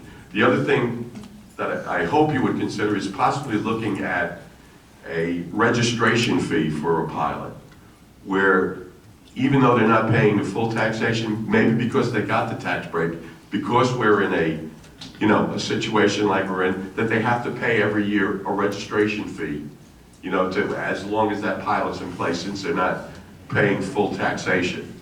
And when you say 30 years, I think if you'll look, it's an abuse of the long-term tax law, and I sat on a committee during the budget closure, the first budget closure in the Corzine, which we looked into that. We found out that under the Fox Lands laws that were established in this state, that you really don't have the ability to go out longer. I mean, 15, 20 years is a stretch, but to go to 30, that law ain't in the books. And there's a problem with that. Well, I understand you're from Hudson County and you're complaining about Jersey City. Yes. Is that what I heard? I used to do that all the time. I wasn't popular with the elected folk up there, but it got under my crow because I knew what it was doing to the rest of the tax base. But it's something you should look at. Whether that they can be put off that long and making them pay at least the registration fee, because that's a long time for that much property to be assessed, sharing all the services we do and not putting a penny in the till, especially for the schools, especially for the county share. So that might be something that we want to look at. Believe me, I sat on the school board for 17 years. Yeah, so yeah, you know what, yeah. And the other thing is little things like a reverse bidding process where while you're under a crisis, if there's a special service you need out there, between your fiscal people, you set the price and let people bid lower than your price to get a better bang for the buck on the town. That's basically it. But I thank you to your attention to this, but I think you should just wait a little longer, maybe possibly, and see what's in the offing with the state to possibly get more revenue in for this tax year. Thank you. Something. Let me just ask you a question. You talked about the payroll deferral for employees, and I know Governor Corzine did that when he was governor for state employees. Can you explain a little more about how that program works? What they did basically was, for example, if your payroll period for the next payroll period was a Tuesday, the next one would be Wednesday, and the next one would be Thursday, and the next one would be Friday, and they did they delay it until you reach the full payroll period that wound up into the next year. In other words, the employees would receive one less payroll period in that budget year, but they would make it up in the following year's budget just to get you out. I don't know. I don't know the numbers here, what it adds up to, but it might be something significant. It might not be, but it's something worth to look at. Thank you.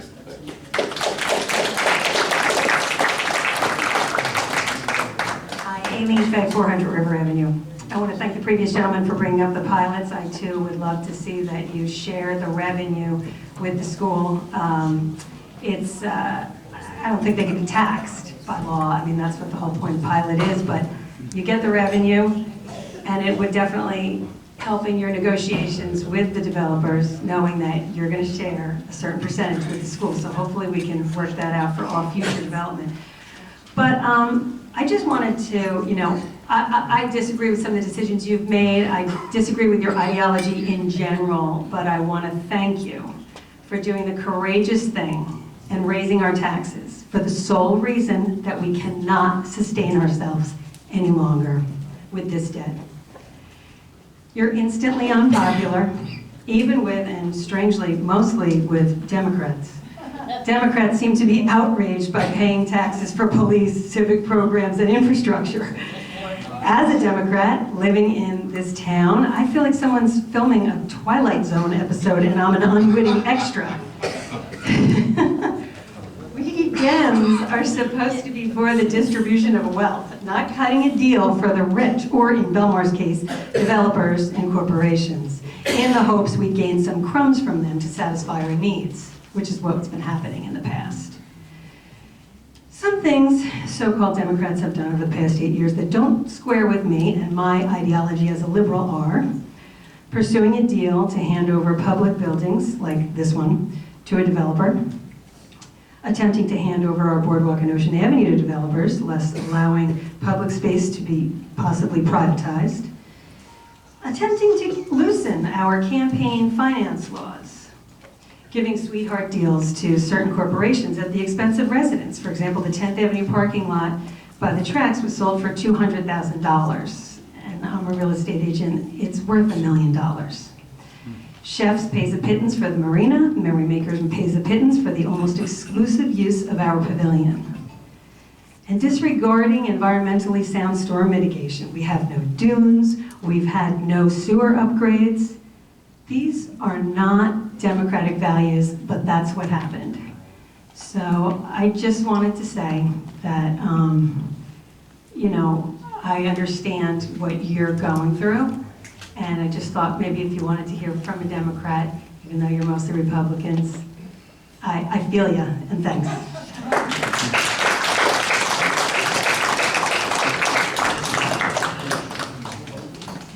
Clyde, 319 Fifth Avenue. On the pilot program, a lot of people probably don't know how little taxes are actually paid. So the building that's up on the old Haven Fish Market, 616 Fifth Avenue, condo 308, paid $877,500 for their condo on December 20th, 2015. Their property taxes are $1,125. Reason being is they are assessed for land only, no improvements. Up and down every one of the condos there, I don't see any assessments for improvement. So is that how a pilot program works, that it's only for land and no improvements? No, if those are new constructions, there might be an added assessment. The assessor will go back to the, I'm sorry, Christine? There's two phases to your bill. One bill is for the land, and the other part is through the agreement that was set for 30 years, and there's a set amount. It comes out on a separate bill, so I don't know what you were looking at. I'm looking at the Monmouth County tax website, which gives every home. You see, that's the tax. You see, that's you're right, but you're wrong. You're looking at the website that shows taxes. Pilot agreements are not considered taxes. That's why it's probably not on the website you're looking at. Well, That doesn't make it right. I'm just telling you that's, it's apples and oranges. It shows that, my info is correct, when I look at my info. So for what I'm assessed for my land and for my improvements, when I was reassessed, and I don't disagree with those numbers, but I'm assessed for a land amount and an improvement amount. It's on the tax website. For these condos, they're just showing a land assessment, is all I'm saying. So how are they paying more than that in taxes if they're only assessed for the land? So the point being is, why don't we challenge this? Who says we can't challenge something? Contracts have been broken that have been deemed to be irresponsible or for whatever reason. But why don't we think about challenging it? There's a lot of money in these buildings and, you know, looking at the apartments on 10th Avenue. That's probably pilot. I don't know for sure, because there's no tax records yet to look up. But who says we can't challenge this? Right now, we probably don't have the money to do that, I understand. But if we can win one lawsuit against them, then we can probably negotiate with the others. Because those contracts seem to be unreasonable. I That's know all the I'm saying. state Thank put the you. law in place for them to allow them to do that. I mean, Mr. Dasty would take a look at it, but I'm sure that the other attorneys that were here to put them in place made sure that they were ironclad. I don't think we would win anything with that, but Mr. Dasty would certainly take a But look. maybe it's a renegotiation, so. I can tell you what you want to hear, I can tell you what's going to happen. Okay. I mean, if we were to sue, for instance, Joe Blow, who just bought the apartment that you just mentioned, we'd have to sue his mortgage company, because his mortgage company gave him a mortgage based upon what his monthly payments were going to be.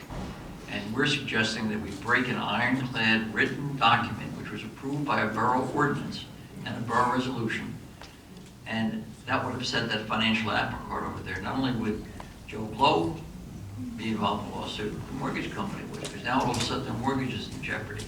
And it's, like it or not, it is a legitimately enacted ordinance that the state legislature allows through the pilot agreement. That's a state statute. You got to, right now, Belmar has enough fish to fry before we start worrying about. I do not deny that, whatever. Yeah. This is for us to think about in the future. Like I said, we probably don't have the money to sue them right now. But at some point, in a few years, maybe we can. And, you know, let the bank go to the person and complain about, you know, well, get them Make a involved. very Get good the point, homeowner- whether get it's the a homeowner lawsuit, involved, there because has it's to the be an building end to this. owner There who's has still to be. making out with this. These pilot agreements, people are filing under, now maybe for a town like Jersey City, which was depressed for so many years. I don't remember, my kid lives there, but I don't represent Jersey City. But maybe the pilot agreement may have been then. Been to Jersey City lately? It looks wonderful, right? I grew up in Hoboken. Well, okay, so I think that in the towns I represent, the last few years, there's a pushback on these pilot agreements. And maybe the legislature has to think about the law that they enacted and whether or not that law is still needed. That would get the relief that you're suggesting before a lawsuit against an ironclad contract that was approved by ordinances. It's over. All right, so something to think about. And, Mayor, you know, we had a conversation at the last council meeting, and thank you for saying that you're not going to be doing more of these pilot agreements. You might have to do some incentives, so that makes sense, but not like we're giving away the ship. So thank you for that.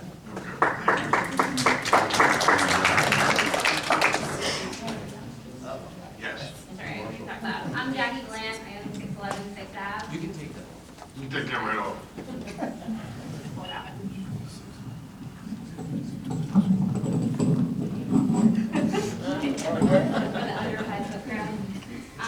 So I'm at 611 6th Ave. This is my mom, Scotty Glant. She's at 602 6th Ave.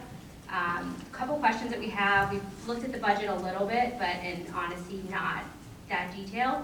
But some of the questions I have is it sounds like you're going for transparency, but you're speaking of contracts that aren't visible to us. Like, these are things that our tax money's paying for it. I'd like to see these contracts that are causing a $350,000 increase. I'd also wonder, one of the quick things I looked at was the health insurance. It seems like the package that we offer from Belmar is pretty lucrative, where only $200,000 comes from employees, but $2.2 million comes out of taxpayer money. So I'd like to know how many employees that covers. Is that something that can be looked at and altered? Because that's not a standard. I work in sales, and that's insane, and I work for a very good company. The other thing that I'm kind of a little disappointed on is there's a lot of talk about transparency, and you guys are coming to us with this, but no one has a clear number. And it was, I've heard 6%, 7%, 8.5%, 9%, but that's a blended, almost like a blended margin. It seems like fuzzy sales math when this is kind of dealing with people's property tax and what we're going to pay to live here.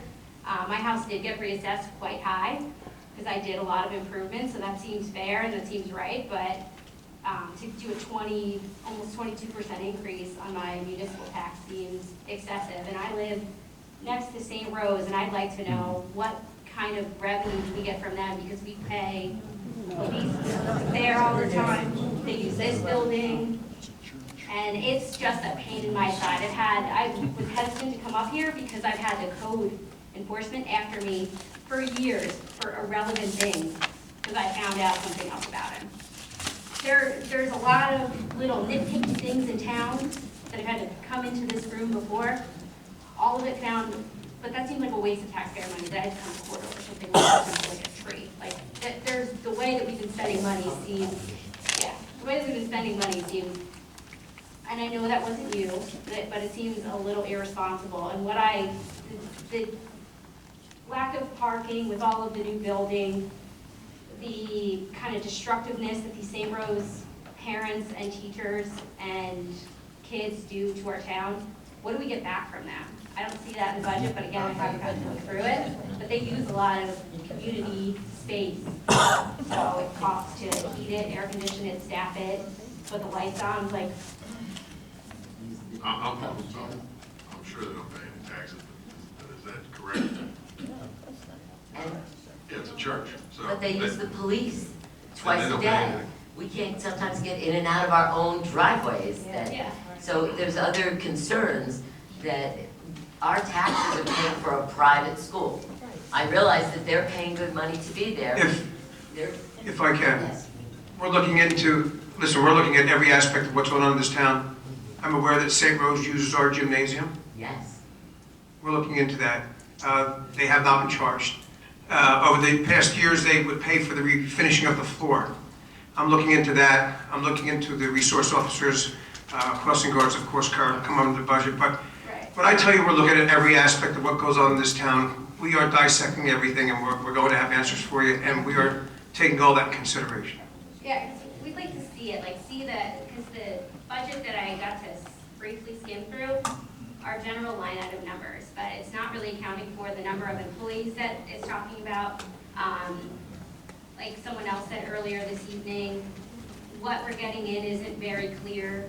But St. Rose obviously is a thorn in our side because we live on 6th Avenue, and I'm literally the next door neighbor, where the principal comes in my yard every day, and a parent will double park in front of my driveway, and our police will tell me that I need to relax, even though I'm late for work. They won't tow the person, they won't get them to move the car, but I'm late, and they're not paying anything. But I'm paying property tax. And most of us that live in that immediate block of St. Rose have paid to put driveways in and give ourselves off-street parking, and we find it utilized by the St. Rose parents. Maybe they should offset our costs, but we feel like we don't impose. I go out to work every day, and I'd like to be able to at least come home and drive into my driveway.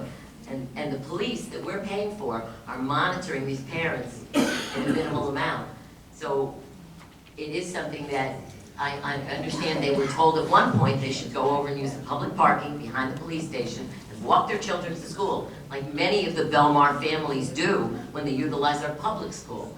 Why does it have to be that they can leave their car in the street in front of driveways or in our driveways, and just for a minute? But that minute can count for us. I'm driving to work myself. I work for the state. So I do feel like this is something that the principal has really been very good about trying to speak with us personally, but it doesn't trickle down. And then finding out that they don't supplement the cost of doing their business in our town, and we're gonna pay for that. They don't pay taxes, but they definitely charge a lot of tuition. That's what we're talking about. The other thing with all of these new buildings that happen, there's been no additional parking, and a lot of that impacts us directly on 5th and 6th Avenue with those condos that the gentleman before us was referring to. The new condos don't have parking. There's just a lot of things that you talk about these new deals and they'll be done differently and they may need to be incentivized, but do we even have the space to have any other people come in?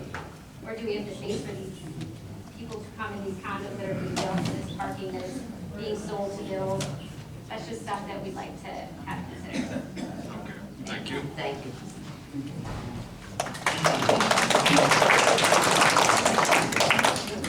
Peter Pyro, North Boulevard. Hi, Peter. Good evening, Mayor, Council. There's two items. budget that was prepared by your predecessors. Each year, the budget that was prepared and the finances were reviewed by an auditor.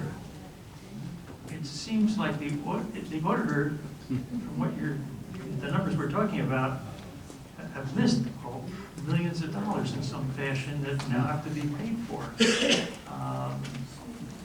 Unless I'm hearing the numbers improperly, I don't have the prior budgets in front of me, like a comparison, could be made in terms of potential responsibility of prior people.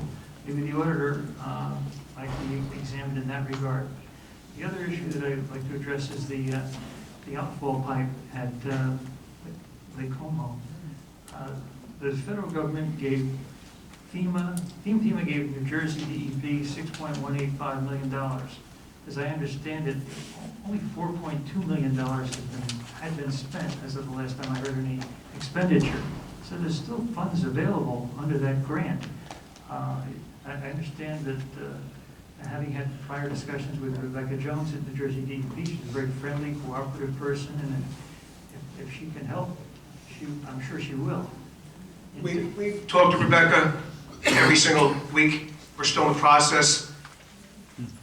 Prior administration failed to do a form the correct way. That's where we're at $500,000 to $600,000 now.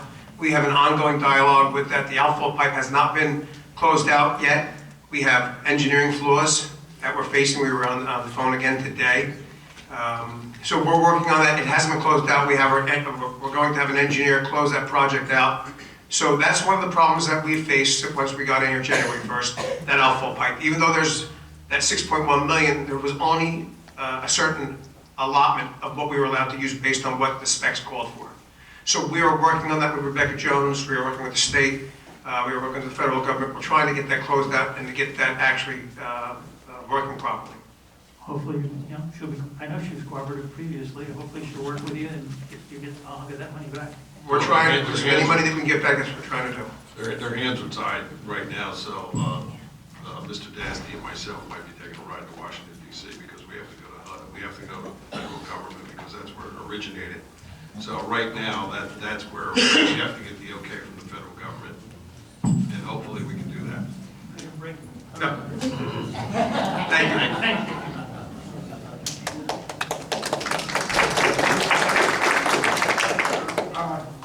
Tom Dilberger, 1000 River Road. Mr. Mayor, about the one thing that really hurts, every time I ever hear the word interest, something I've heard many years ago, it drives me crazy. That's money giving birth to money. And now we're stuck, we're trying to pay off money that never was. It's almost an illusion of money, but the money, this illusion is increasing. I just wanted to say that about interest. It's an amazing thing. Now, Believe me, I cringe looking at it. So. But we supported you, we supported your team. And we knew, I never knew what Matt was doing. He never said, hey, Tom, I'm doing this here. But everybody knew he was up to no good somehow. Okay? We knew. What it was he was doing. Now, we're finding out. Okay. Now, some of the older members have mentioned they're from other areas in New Jersey. I'm not from New Jersey, I'm from New York. And many years ago, we had a mayor come into office, Mayor Koch, and everything. And the city was in the same boat we are now. And he gave his first news conference. It was unbelievable what he did. He kept saying, and okay, President Ford had told the city of New York, go to hell before you get any money from the federal government. President Ford to New York City. So Cox is giving the first news conference and saying what he's going to do and has to do and everything. And the reporters are asking him, and finally he said he had to do some very, very harsh things. and everything. And they kept questioning and questioning, isn't it brutal what you're gonna do and this and that? Finally, he stepped out from behind the podium, and he pulled his pockets out, and he said 3 times, no money. No money, no money. With that, he fired about 15,000 city workers. Fired is the word, though. That's the important word. Because if you're fired, you don't get the unemployment. And he made that very plain, or at least at that time, he did. He made that, they're not laid off, they're fired. Now, here we are in this little town here. We're in the same boat. We have no money. And we knew that the taxes were going to go up when your team took over. We voted for you because we thought you would do the right thing.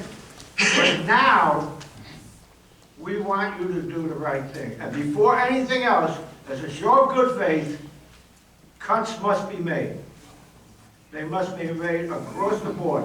Now, we have numbers here, but we don't know how many personnel there are. Now, as far as letting police officers go, I don't want to let anybody go. Unlike everybody else, I want everybody to be employed and have a living. But certain things at certain times have to be done. Now, we say, well, we can't, if we get rid of a police officer, we can't have this over here. Well, there's a word. It's called, after the season is over, furloughs and everything. And at that time, you can make up the money. I love the bands over here in the plaza. I love them. They gotta be cut. I cut them already. Cut them. The business partners are No handling. more Friday, Saturday night thing. That's it. The business partners are taking Everything over. for the senior citizens, I'm a senior citizen. Cut it. Everything. Everything across the board. Cut, cut, cut. And that's what we need. A show of good faith from the governing body. Things are tough. And excuse me, I'll say this now. We used to say this a long time ago in the 60s. Shit flows downhill. When you're downhill, all the way at the bottom, that's PS. Sorry, make the cuts.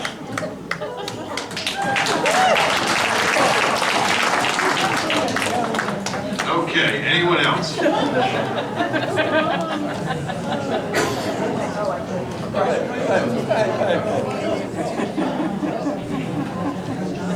Hi, sir. Sorry, right about 405th Avenue.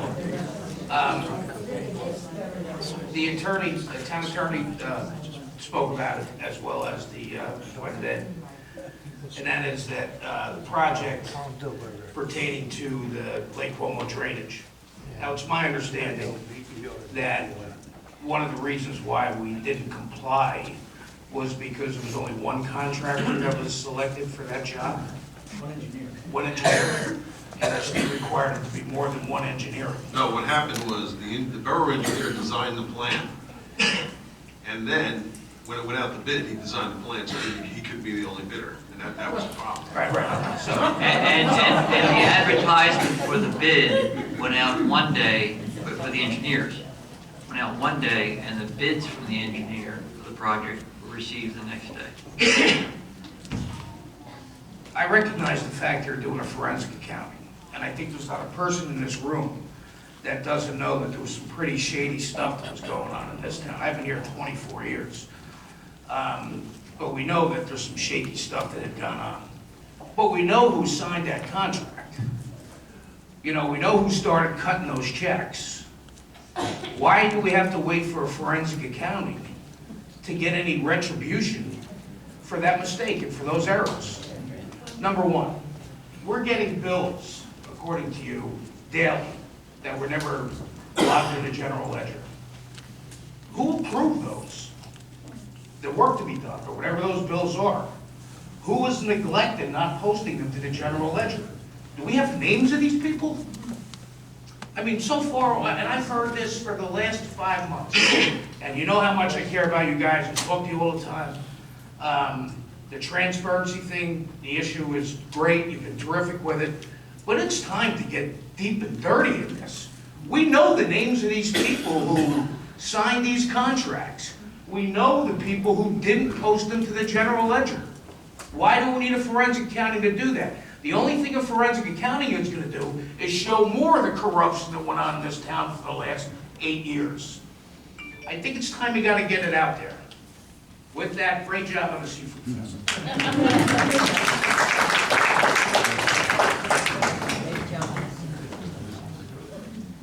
Make it taller now.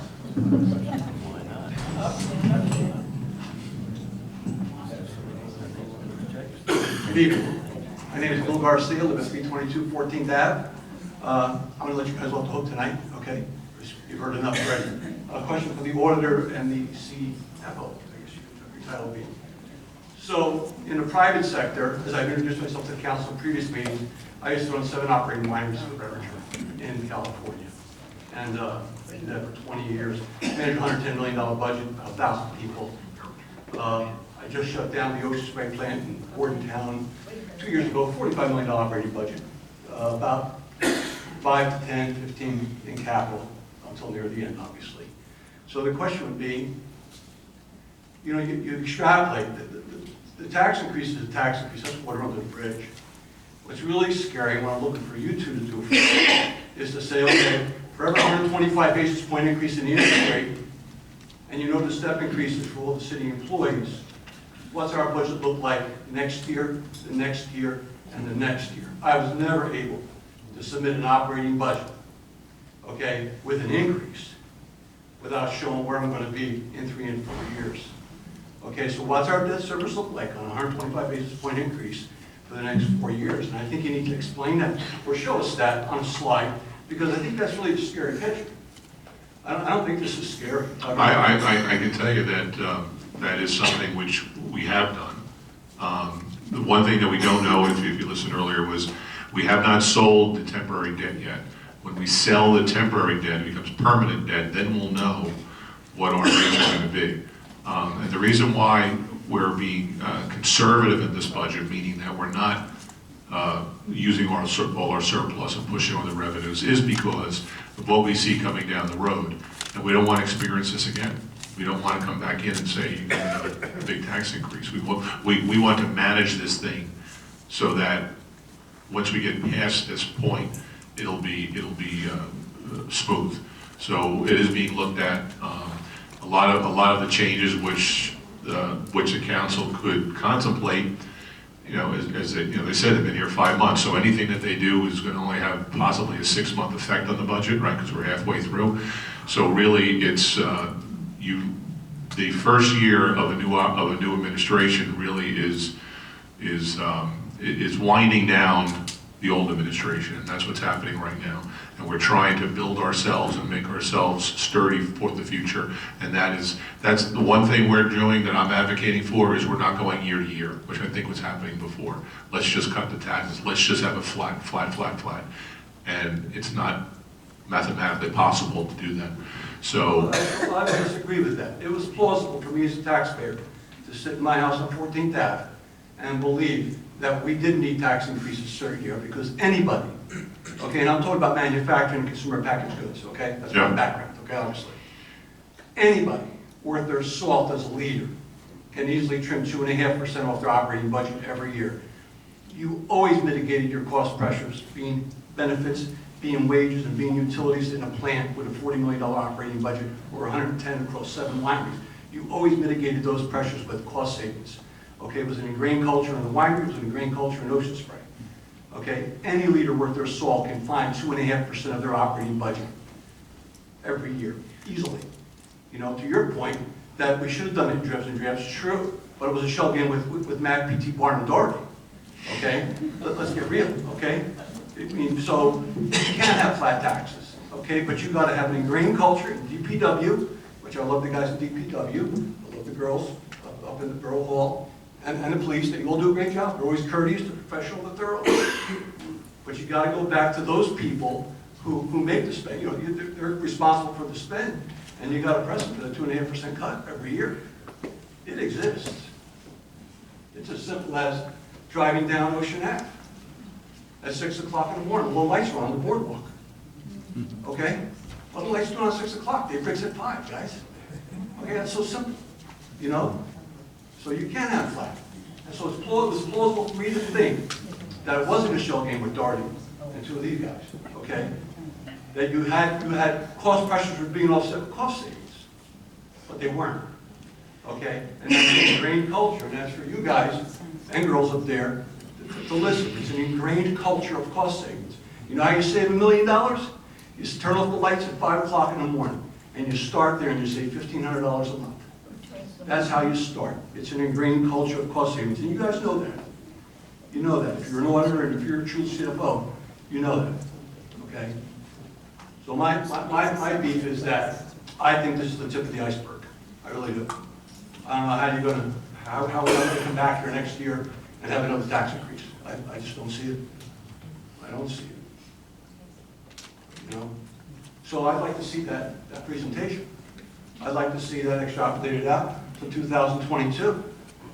Okay? And make some assumptions. 125 basis point increase in the interest rate. I want to see how much debt you sell. You know, let's see that. Let the people know where they're going to stand in 2 years. Because that's the scary part to me. I'm not stupid about finance. Okay, but I think when you extrapolate this out, and if we fast forward the clock 2 or 3 years, we're in a hole. We're in a hole. Okay? I don't think $500 a household is going to make that hole go away. Okay? So I appreciate your thoroughness, okay, and your presentation. I'll have you guys at the next meeting, okay? Thank you.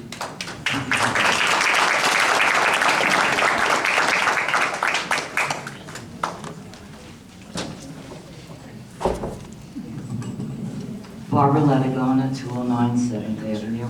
I'm a little concerned about the decline in businesses here in town. I see a lot of empty stores, and having these rate increases, what can you do for business owners as far as incentives to come and put their businesses back in Belmar?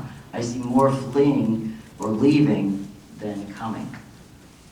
Well, one of the things we did is we moved the Seafood Festival up to Main Street so that our businesses would be showcased and... That's once a year. I appreciate I that. know, but, you know, one little step at a time. You know, we're trying to work with the business partners to change what's going on up at Main Street. I understand that a lot of businesses are packing up and moving out. It's tough for them to stay in business. So between the business partners, tourism, and everything that we're doing, that's a concentration for us to take a look at that.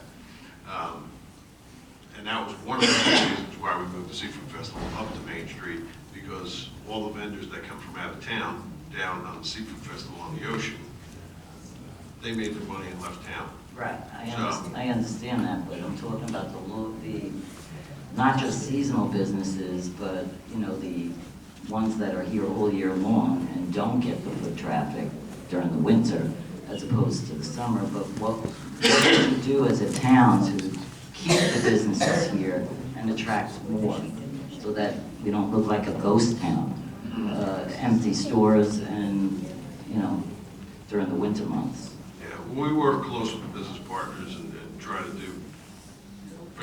figure that out. So, and why we have 60,000. When you say you work close with them, do you have a council? Do you have a business council that goes around and talks to the owners? We have business partners, and we do try to work with them and decide, you know, that they have a board, they have a budget, and they're out there trying to have businesses also. And that's the things that we work with them to try to get businesses to our Main Street. I mean, people to our Main Street, and hopefully that they'll, once they see our businesses, they return. And that's one of the things that we're trying to work on. Okay, thank you. Here's one of our business partners. I had to get up. Excuse me. Pat Texa, I own Nostalgic Nonsense Vintage Clothing, corner of 9th and Main. I've been in town for 2.5 decades. I'm also a trustee on the Belmar Business Partnership. Some of the things I can speak to is I do agree with a lot of the sentiment about the pilot programs. And the reason being is the business partnership is not like a chamber of commerce. It's a special improvement district, and it consists of adding a taxable fee onto the commercial property owners, which does not affect the residential property owners. So we get all of our money from the commercial property owners, which is passed down to us in our rent. As a renter, I pay so much square footage in rent, so much in property tax, and so much quarterly to the Belmar Business Partnership. With that being said, the pilot program buildings do not pay into the business partnership, so we are all losing all of that assessment. And that includes 10th Avenue, that includes the corner of 8th and Main where Stay Gold is. I'm not blaming Stay Gold, it's the building. It also includes where Havens and Hamptons was and where the stores used to be. That's a lot of income we're not getting. Also Marina Grill.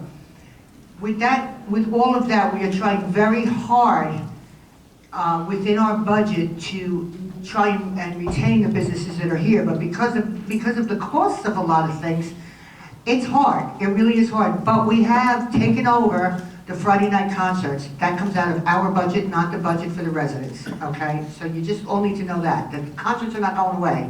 The borough's not paying for them, we are, okay? The other thing we do is we do the cruise nights 3 times this summer. We do the Pirate Walk. Last year we had our first sidewalk sale in many, many years to help the businesses. And we were supportive of the Seafood Festival coming to the downtown. So it's baby steps. That's all I'm going to say. The other thing is I do ask a lot of the residents to appreciate that as business owners, we're paying for things. We're paying for the bicycle racks. We're paying for the potted plants on Main Street. We're paying for a lot of things that you're not even aware of. So maybe come by once in a while. Even if you don't buy anything, say hi, know what we're about, recommend us to somebody else. That in itself will help us to make more money and get more support to offset some of the costs that they're incurred to us, not to the budget, the borough's budget. All right, so I hope I explained a few things to everybody, and the concerts are not going away.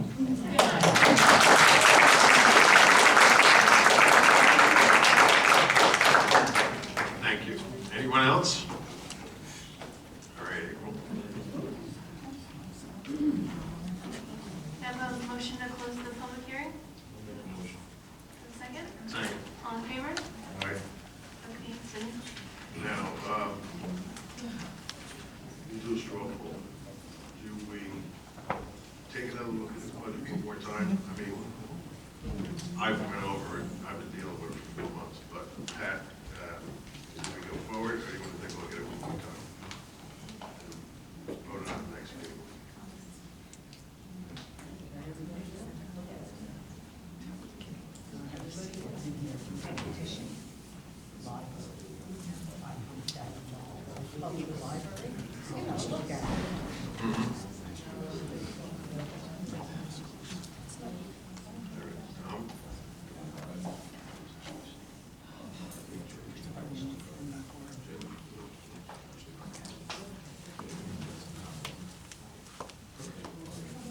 All right, well,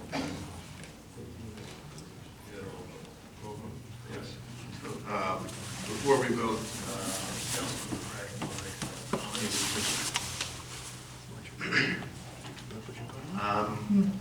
I took notes. We had 24 people come up and share their concerns, make some statements.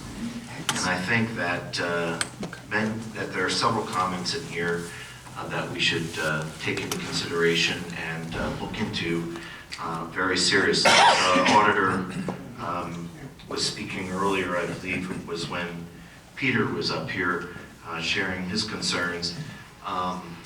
We have a lot of unknowns that are occurring presently in town with these bills that were never recorded and are coming in from 2017 and 2018. So we have a lot of unknowns, and we certainly don't want to put the town or the taxpayers in any jeopardy where we can't meet our obligations. But I do feel that there are some things that came up tonight, and I can't summarize all of them, but certainly, and I know Christine, you agreed to do this, to look into the increase in, it may not be an increase, but to look into the municipal court issue that was raised on the budget. there was a question about looking into people not being paid the non-contractual increases and how we're handling those. Someone did bring up the fact that we should make bring the referendum to a vote, or bring the tax increase to a referendum. I'm personally not in favor of increasing more costs to Belmar residents by doing that. Those referendums are expensive, and I feel that we were elected to do a job up here and to listen to you and make decisions, and you'll make a decision in November as to what you want to do, but those things have a tendency to be expensive. We also had suggestions of talking about regionalization plans in the state budget process, which is certainly something we want to be very attuned to. Always look to ways. You'll see 3 ordinances tonight in our that we're going to vote on that talk about shared services, and I believe as a council to be fiscally responsible to all of our citizens, we constantly need to be looking for ways we can regionalize and take advantage of state services. There was a suggestion by the Assemblyman to maybe look into changing our fiscal year. And there are a lot of comments about the pilots. That was a recurring theme this evening that people brought up, and I can't begin to say to you that I couldn't agree more. Belmar is in a good place. There's a lot of opportunity for developers to make money. We certainly want to attract good communities to this town, but that is something that this town council and the planning board, along with our professionals, need to take into very serious consideration in the future. There were some questions about transparency, and that's why we're here tonight. I haven't seen this type of transparency in this town in the past when it comes to getting feedback from residents regarding the municipal budget. Frankly, I think it's very uncommon for municipalities in general to have the type of transparency that we have here this evening. We brought all these professionals in. We showed you the numbers. We showed you not why we're in the situation that we're in, and you know, our goal is to continue to be transparent and to answer questions. So, frankly, I wish we had a turnout like this at every council meeting, because we have a very difficult job to do. We're doing the best we can to make the right decisions for you. But you're the folks who give us valuable feedback all the time and keep us on our toes and keep our DPW on its toes and our beach operating effectively and our police department and whatnot. So I know tonight is a big meeting, but please get involved. Please reach out to us, and we're here for you. We want to do the right things for this town. So those things, I think, are just some feedback I had from folks that shared that I certainly think warrant looking into, and at the next meeting, or however long it takes, you know, getting back to folks and sharing those answers. Yes, so I want to reiterate what Councilman McCracken said and just thank everybody that came up and gave their feedback and their thoughts. And yes, there's definitely a lot of good suggestions, things that we'll look into and certainly get back to people on. Obviously, as you can tell, the budget process is very complicated, and the situation that Belmar is in right now is very complex. And you know, nobody likes to raise taxes, but 8 years of no taxes you know, seemed to me to be just not sustainable. And when we got into talking about the budget, you know, my main questions to Mr. Allison and our CFO and our business administrator were, how did they do it? How did they keep taxes so low for such a long period of time? And, you know, in my, quote, investigation, there was my findings kind of were well, there was a lot of, one-shot revenue sources, such as pilot programs. And it seems like they relied on those for a number of years. There was a lot of depleting of reserves, basically running them down to the tune of $5 million. It sounded to me like there was a lot of debt service mismanagement, basically sticking with the bond anticipation notes as opposed to converting to long-term financing, and delaying infrastructure and equipment spending. Case in point are the pumps that have helped resolve the L Street Beach situation. Town Hall has needed a bunch of repairs, the 911 system, and now it sounds like our generator might be down. And then, the last thing that I'm now hearing is non-payment of bills. And so the funny thing is, and not really so funny actually, I was actually at a class over the weekend for newly elected officials, and when they got to the budget part, they had a whole slide on red flags. And I actually sat there and highlighted the following items on this slide that said, if you see these things, one-time revenue sources, depleted surplus, crisis level need to replace equipment or infrastructure. All of those things are what's employed and was employed to keep our budget, what I consider artificially low, and in my opinion, not fiscally responsible. So, unfortunately, I think these are all of the things that are driving the need to adapt the budget that we have here before us. I'm hopeful that going forward, we'll be able to find some other ways to either increase revenues or reduce expenses or what have you, and I have faith in our professionals here to properly guide us on those in those efforts. So, thank you.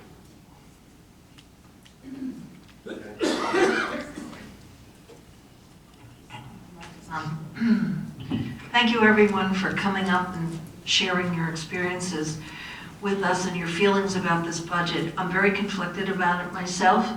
I go back to the day many years ago, just like yourselves, I sat in the audience, and when it was told that we were going to have a $4 million tailored pavilion at no cost to the taxpayers, I stood there like you did and complained about that, but we know what happened.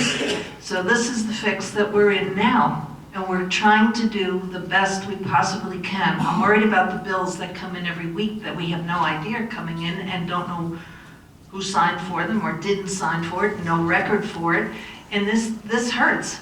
I'd like to have us get a step on start to paying some of this down so we can borrow money at a decent rate, so we can begin to actually maybe bring our taxes down if that's possible. I know they always say it never happens, but it can happen. We can do it. I know we can do it. I live here, my family lives here, my grandchildren are here. We're all gonna, take this hit.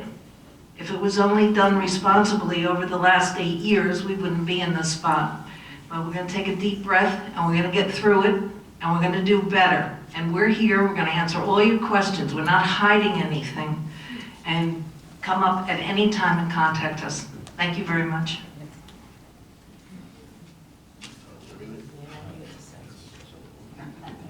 Hang on. I want to thank everybody for all their comments. Some really good ideas. We're going to definitely look into them. I appreciate Councilwoman McCracken's keeping such great notes. I want to thank the auditor, the CFO, the business administrator, and the mayor for all their hard work on this budget. As you've heard many times tonight, this is definitely not easy. No one up here is happy about the situation we're faced with. I definitely identify with Councilman McCracken again when he talks about how angry he is. I'll be honest, no one's angrier than I am. Because I feel definitely a certain sense of responsibility. I ask a lot of questions. Business Administrator Kirschenbaum can tell you the kind of questions I ask. A lot of questions. I always have.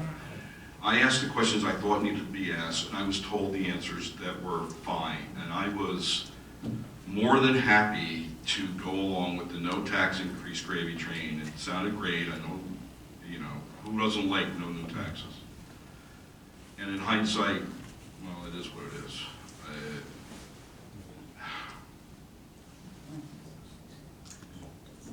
You know, and I want to thank Aileen Fahey for pointing out the obvious. Like, I'm the Democrat. I'm supposed to believe taxes are not that bad. I mean, they're supposed to serve a purpose. Here's what else I believe. I believe that you get what you pay for.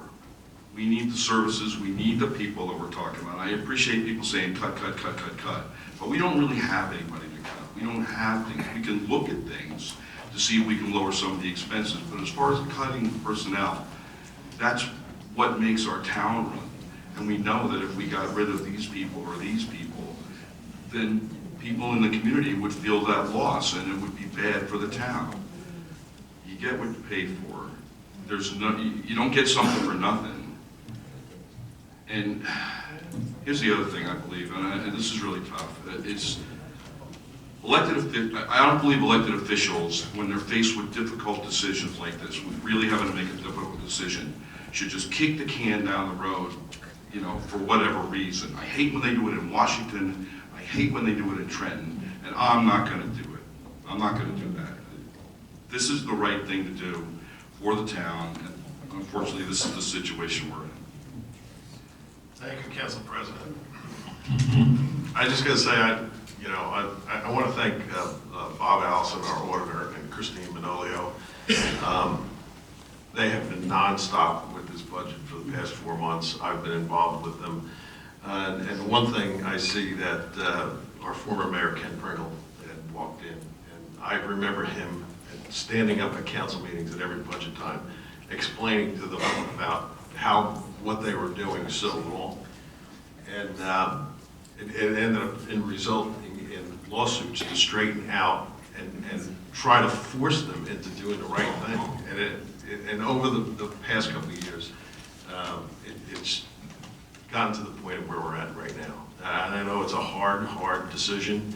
We've combed over that budget to figure out where we can save money, get money, and unfortunately, this is a position that we're put in. So I know not one of us up here is looking forward to this, but I think it's something that's got to be done. We're going to have to work very close with our professionals for the next year to make sure that this doesn't happen ever again, and put the things in place that we need to put in place to make sure it doesn't happen again. And like Councilman Juan said, I know that all the politicians always say that, but that would be my goal, is that we have a lot of revenue sources in this town that a lot of towns don't have.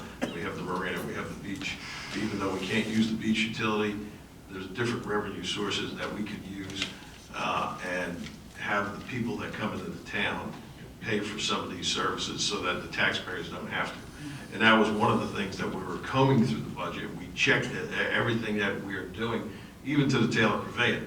I mean, we have that on as a first reading tonight, but if a wedding came in on a Saturday night to the Taylor Pavilion with the air conditioning and everything on, they would pay $240. It didn't cover the cost of the utilities. I'm like, so that's going up tonight, where we're changing around the use of how the Taylor Pavilion is being used. We're looking at every little bit of whatever area we can. We, down at the marina, we had, and we just went through this, we found out that the equipment for the credit cards and everything down there were costing us about $8,000 a month. And not only that, the old credit card system, nobody ever called them and told them that we don't use them anymore, and we got charged $17,000. I mean, so we're trying to get some of that money back because we didn't even use it. So, you know, it's those kind of things that are happening that bring us to the point that we are now. We're going to work like you can't believe, to try to straighten it out and get this budget back on track for next year. And we can never have this again, happen again. So, with that being said, April? First, we have a resolution to amend 2019 sewer utility budget. Do we have a motion to approve? I'll make that motion. Where you going, Jackson?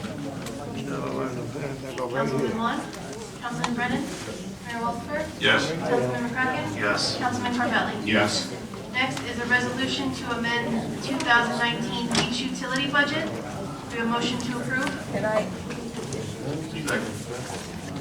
Councilman Lund, Councilman Brennan, Mayor Walter, Yes.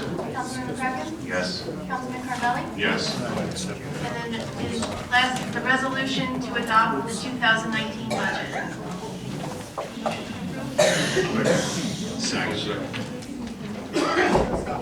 Councilman Lund, Councilman Brennan, Yes. Mayor Walter, Yes. Councilman McCracken. So I've got some more to say. So it's obvious now at this point that, this budget has passed. There's 5 of us on the council. It takes 3 to pass a budget. And, I'm potentially could put myself in a political situation up here and vote no. I'm up for re-election this year, and there's no doubt that my opponents are really gonna pounce on me and my running mate for the decisions that are made here this evening. But I don't feel that I could do that. I do not feel that that would be right. I feel that I need to do what's right for this town. And like I shared with you before, I am very angry about the situation that we are in. The costs are staggering. This budget, the increases are not going to be an every year occurrence. You have our commitment on that. This budget protects public safety, prioritizes the infrastructure of our town. It incorporates money-saving shared services agreements. It allows us to settle all the lawsuits of the past that we're having to deal with. The budget has no political one-trick ponies, no one-time revenues like taking FEMA money, or taking from the library, or taking from reserves, or taking insurance money. It allows for consistent revenue streams. I feel that this budget very much supports the property values that have all been beneficial of in this town.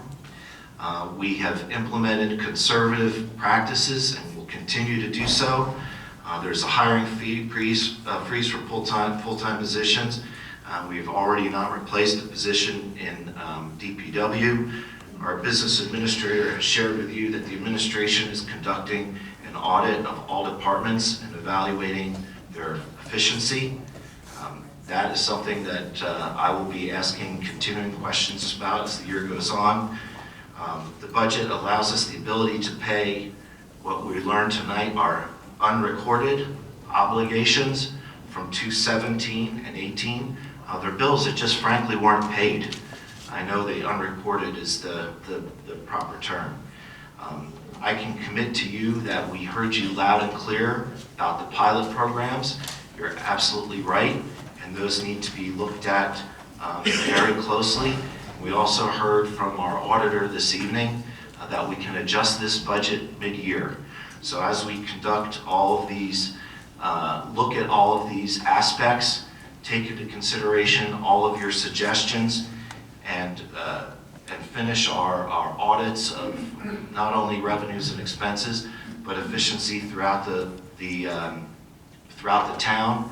If there are ways that we can adjust our budget mid-year and pass those savings on to the residents, I'm absolutely committed to do that. So this is a vote that affects me just as much as anybody else in this town, and I regret we're in this situation, but I feel that we have to do this to fix our community. So I vote yes. Councilman Carvelli? Yes. Okay, we're gonna go, we'll skip over workshops, we're gonna go back to petitions. Anybody in the audience have a petition they want to bring up? All right, seeing none. Approval of minutes. Do we have a motion to approve the minutes of the May 7, 2019 meeting? Do we have a second? All in favor? Aye. Reports of council, Councilman Torelli. Thank you, Mayor. Okay, well, so I think we'll just start off with the Seafood Fest. I'm sure everybody will have lots to say about it. I think it was a home run. The weather cooperated perfectly.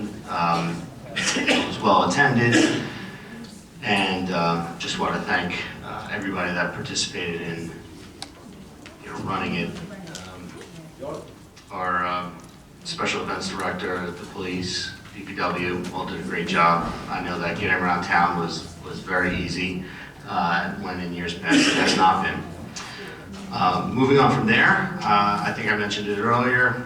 I was at a class for newly elected newly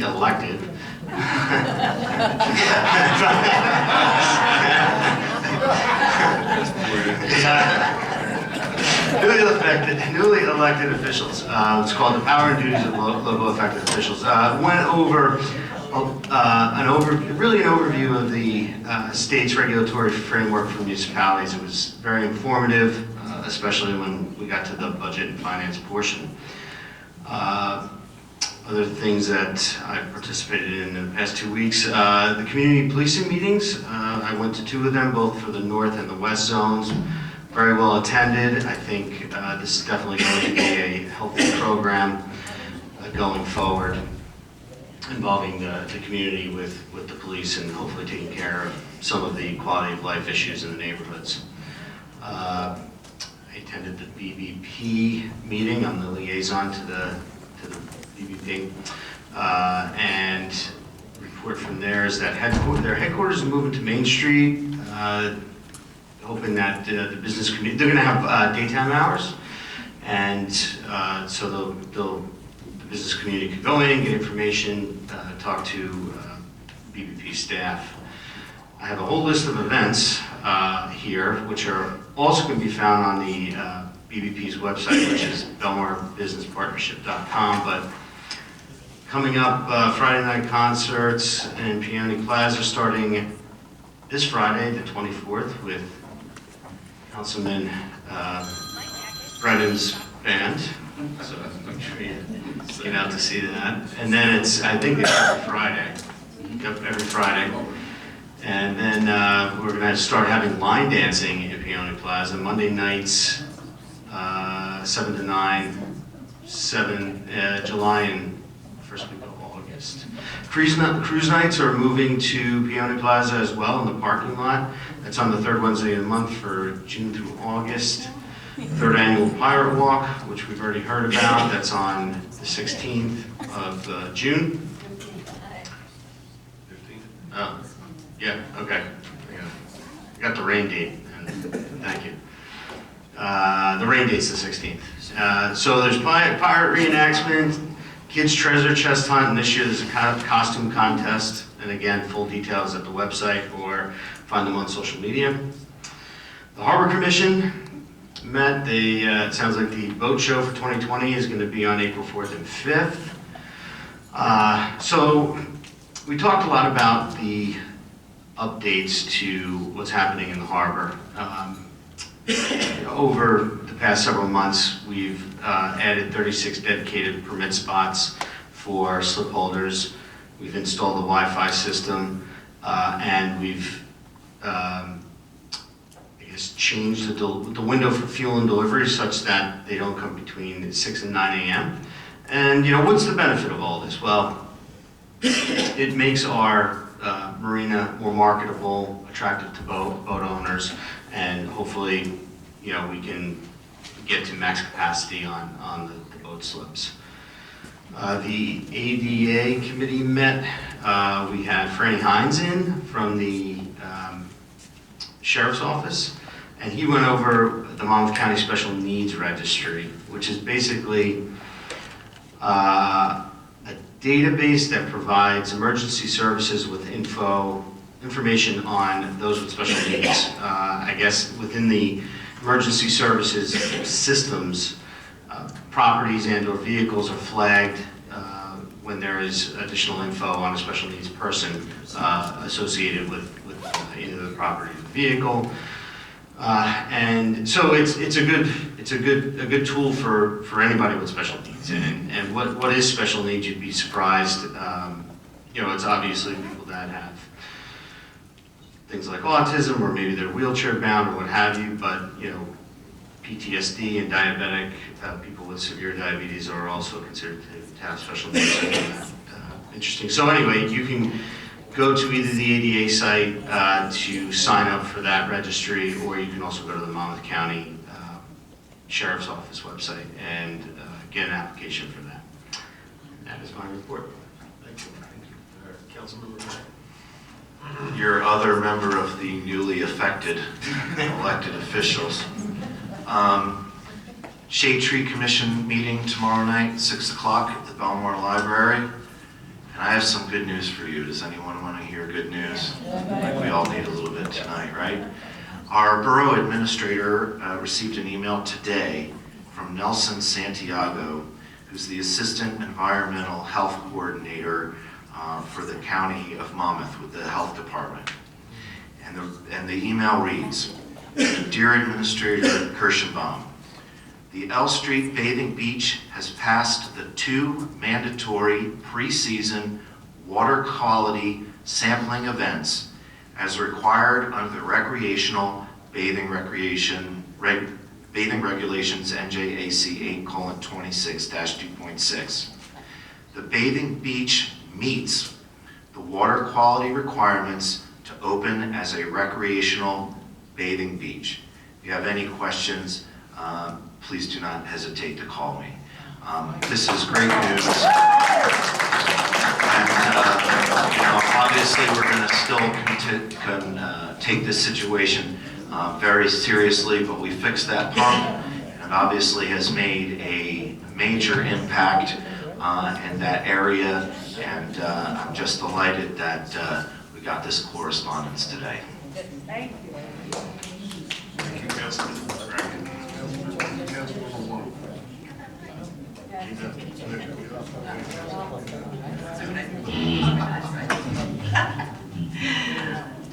Thank you. I had a short week. Tom filled you in on the ADA, which we were both on.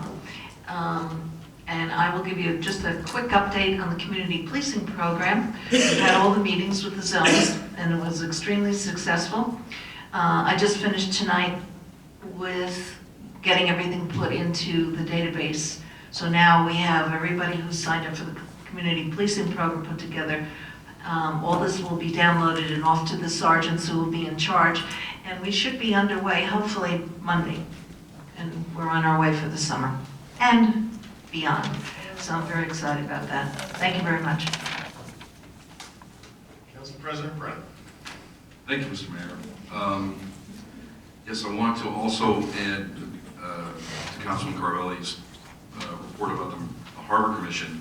One of the things that the Harbor Commission has been looking for years is a real clear answer about how much money are we making on the fuel sales, because we're the only marina that sells on the river. And as the mayor referred to before, we were paying for a credit card system that wasn't working anymore.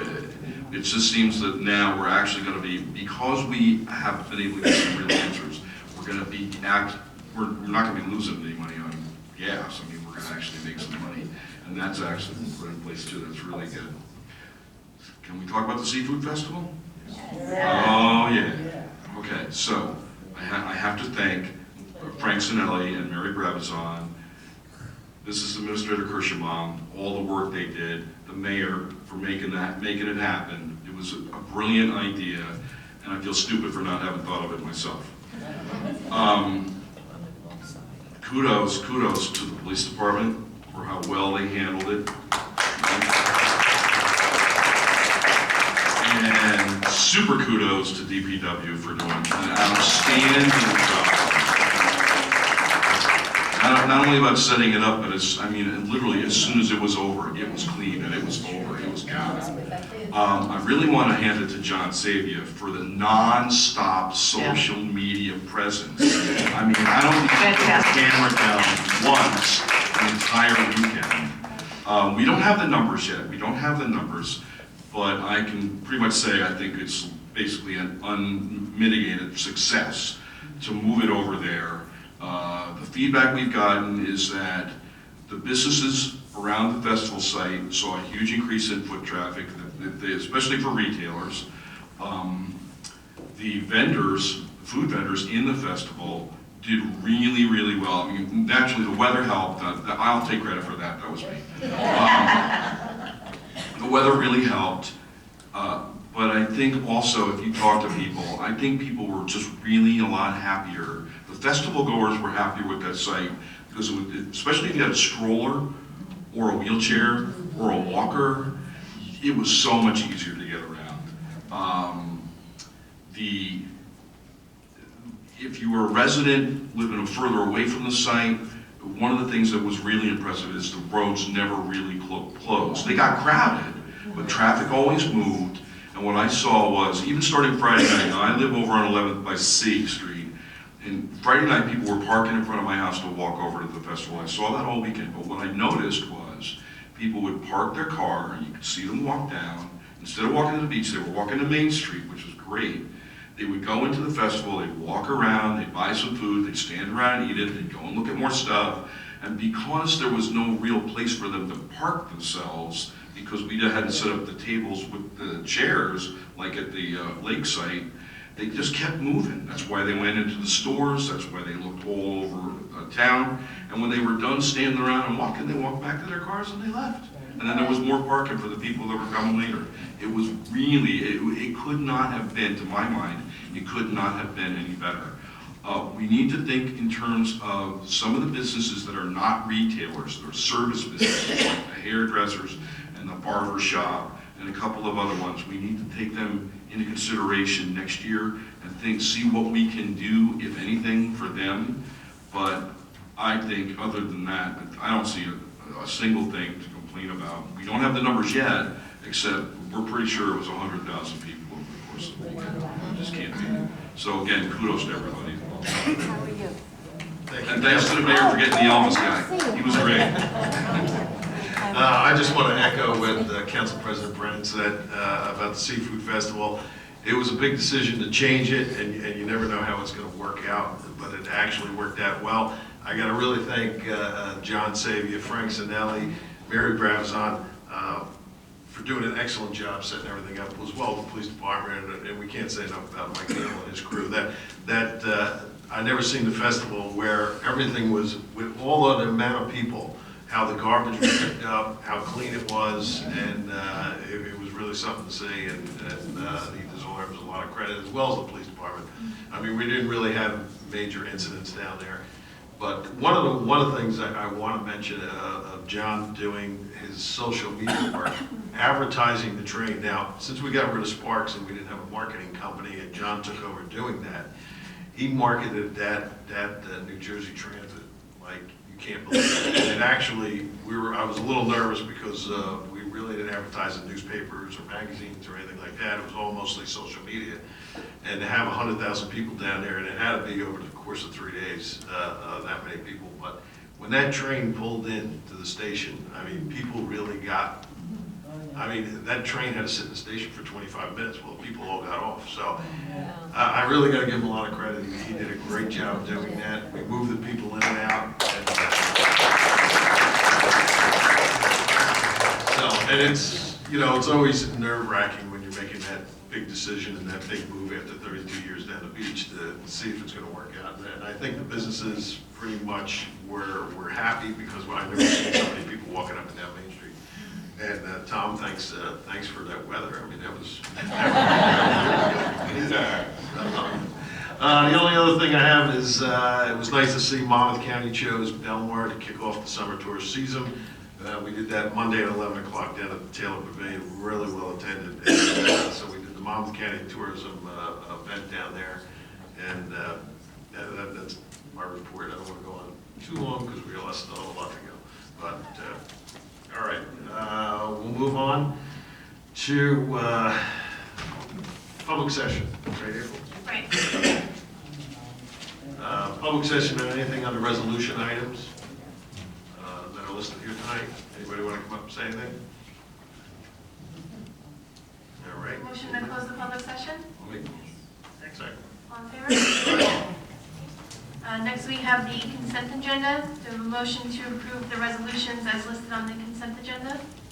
Do we have a second? Second. Councilwoman Vaughn? Yes. Councilman Brennan? Yes. Mayor Walsifer? Yes. Councilman McCracken? Yes. Councilman Carvelli? Yes. Next are ordinances. We have second reading and public hearing of ordinance 2019-7, an ordinance amending and supplementing Chapter 19 traffic regarding the parking meter fees. This is open for public hearing if anyone would like to comment on this ordinance. And this is the ordinance to reduce the parking meters back to $1, correct? Yeah, okay. We have a motion to close the public hearing. So moved. Do you have a second? Second. All in favor? Aye. And a motion to adopt ordinance 2019-7. So moved.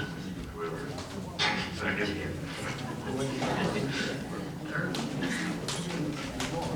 Okay, Councilwoman Wong? Councilman Brennan? Yes. Mayor Walsifer? Yes. Councilman McCracken? Yes. Councilman Carvelli? Yes. Next is the public hearing and second reading on ordinance 2019-7, an ordinance amending the stormwater management provisions, providing for storm drain inlet retrofitting. This is open for public hearing. Yeah, bring that to 17. You said, This is 17. yeah. You have a motion to close the public hearing? Motion. You have a second? All in favor? Aye. And a motion to adopt ordinance 2019-17? Second. Councilwoman Vaughn? Councilman Brennan? Mayor Walsifer? Yes. Councilman McCracken? Yes. Councilman Carvelli? Yes. April, you could do the first reading of all, make a motion for all. Sure. So next would be first reading and introduction on ordinances 2019-18, 2019-19, 2019-20, 21, and 22. Do we have a motion to offer these ordinances for first reading? I'll make it. Do we have a second? Second. Councilwoman Vaughn? Councilman Brennan? Yes. Mayor Walsifer? Yes. Councilman McCracken? Yes. Councilman Carvelli? Yes. Okay, now, go to public session? Yes. Okay. Anybody have anything that they want to come up and say?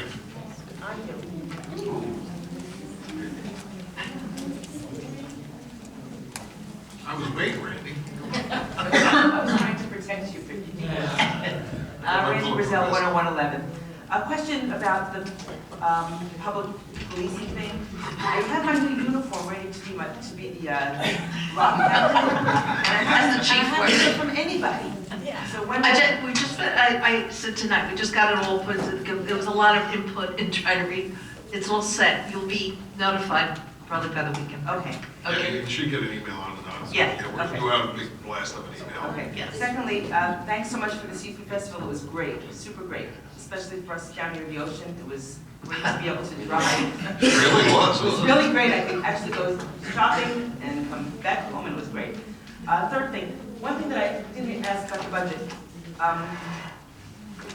In my old town, we used to have garbage pickup once a week. I understand in the summertime, twice a week is great, but we really don't probably need garbage pickup twice a week in the middle of the winter. Probably would be a little bit of a cost savings. I don't know, just. Yeah, we'll have to look into that. I'm sorry, really. I know next year, at the end of the year, the recycling contract's up, and I think we're looking to take that back in-house because of the expense of it now. Right. So we're gonna be looking at that. We'll take a look at it. I don't know if we can do it under this contract. Yeah, I don't know what the contract is, but if we're willing to sacrifice a little bit, it'll save a little bit. Yeah. But thanks so much, guys. It was a tough decision. Glad you did it. Thanks.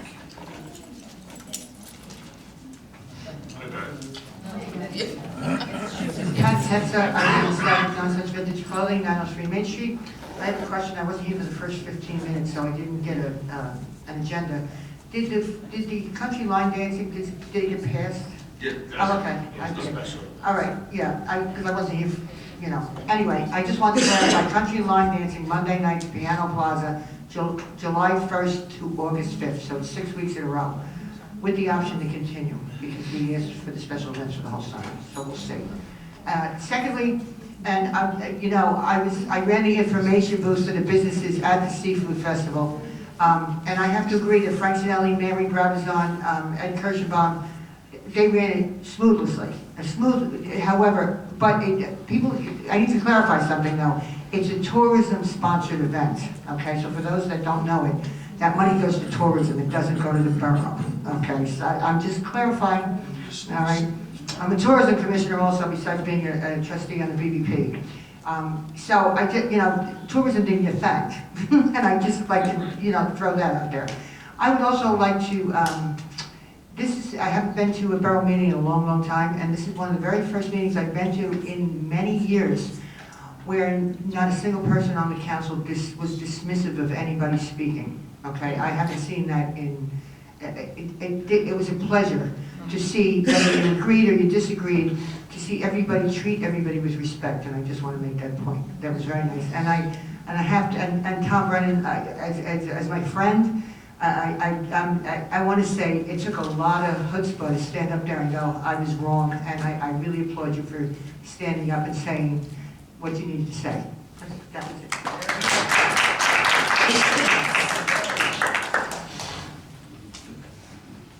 Angela Pfeiffer, 319 Fifth Avenue. Two quick questions on the Taylor Pavilion. I looked up where it said Schedule A for the fees, and I didn't see it. What are the new fees? Okay.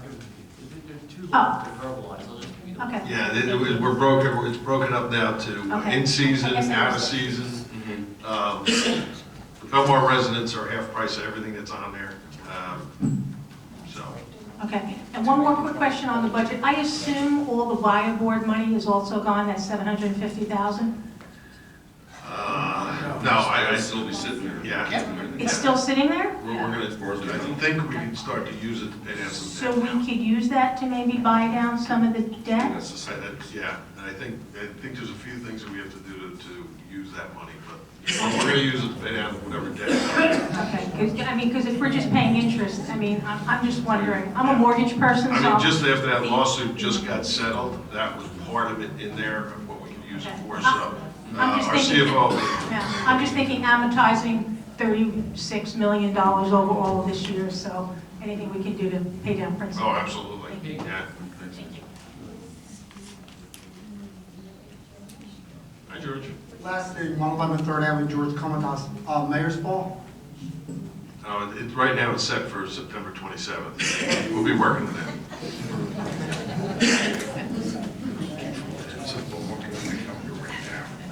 Blake Stevens, 825 15th Avenue, Belmar. I just went through a lot of these things, and I know you've already passed the budget, but in looking at some of the allocations, I noticed that you're giving the Belmar Public Free Library $559,482. Now, that's a free public library, and this is an allocation. Are you sure all these allocations are? Well, that's on your tax bill. That's set by state law. The library. That's set by statute with the state. They generate all, Yeah, we have no control over no that. allocations, so all these allocations are not repetitious? or- No, if you ever look at your tax bill, there's a line item for the library, and that's the money that has to go to them. Okay. It's Well, set by it says state here statute. 559,000, so we're Yeah, that we're has to go already up. making Yeah, that you're gonna contribution. do it. Yeah. We're making that, thank you. Yeah. Anyone else?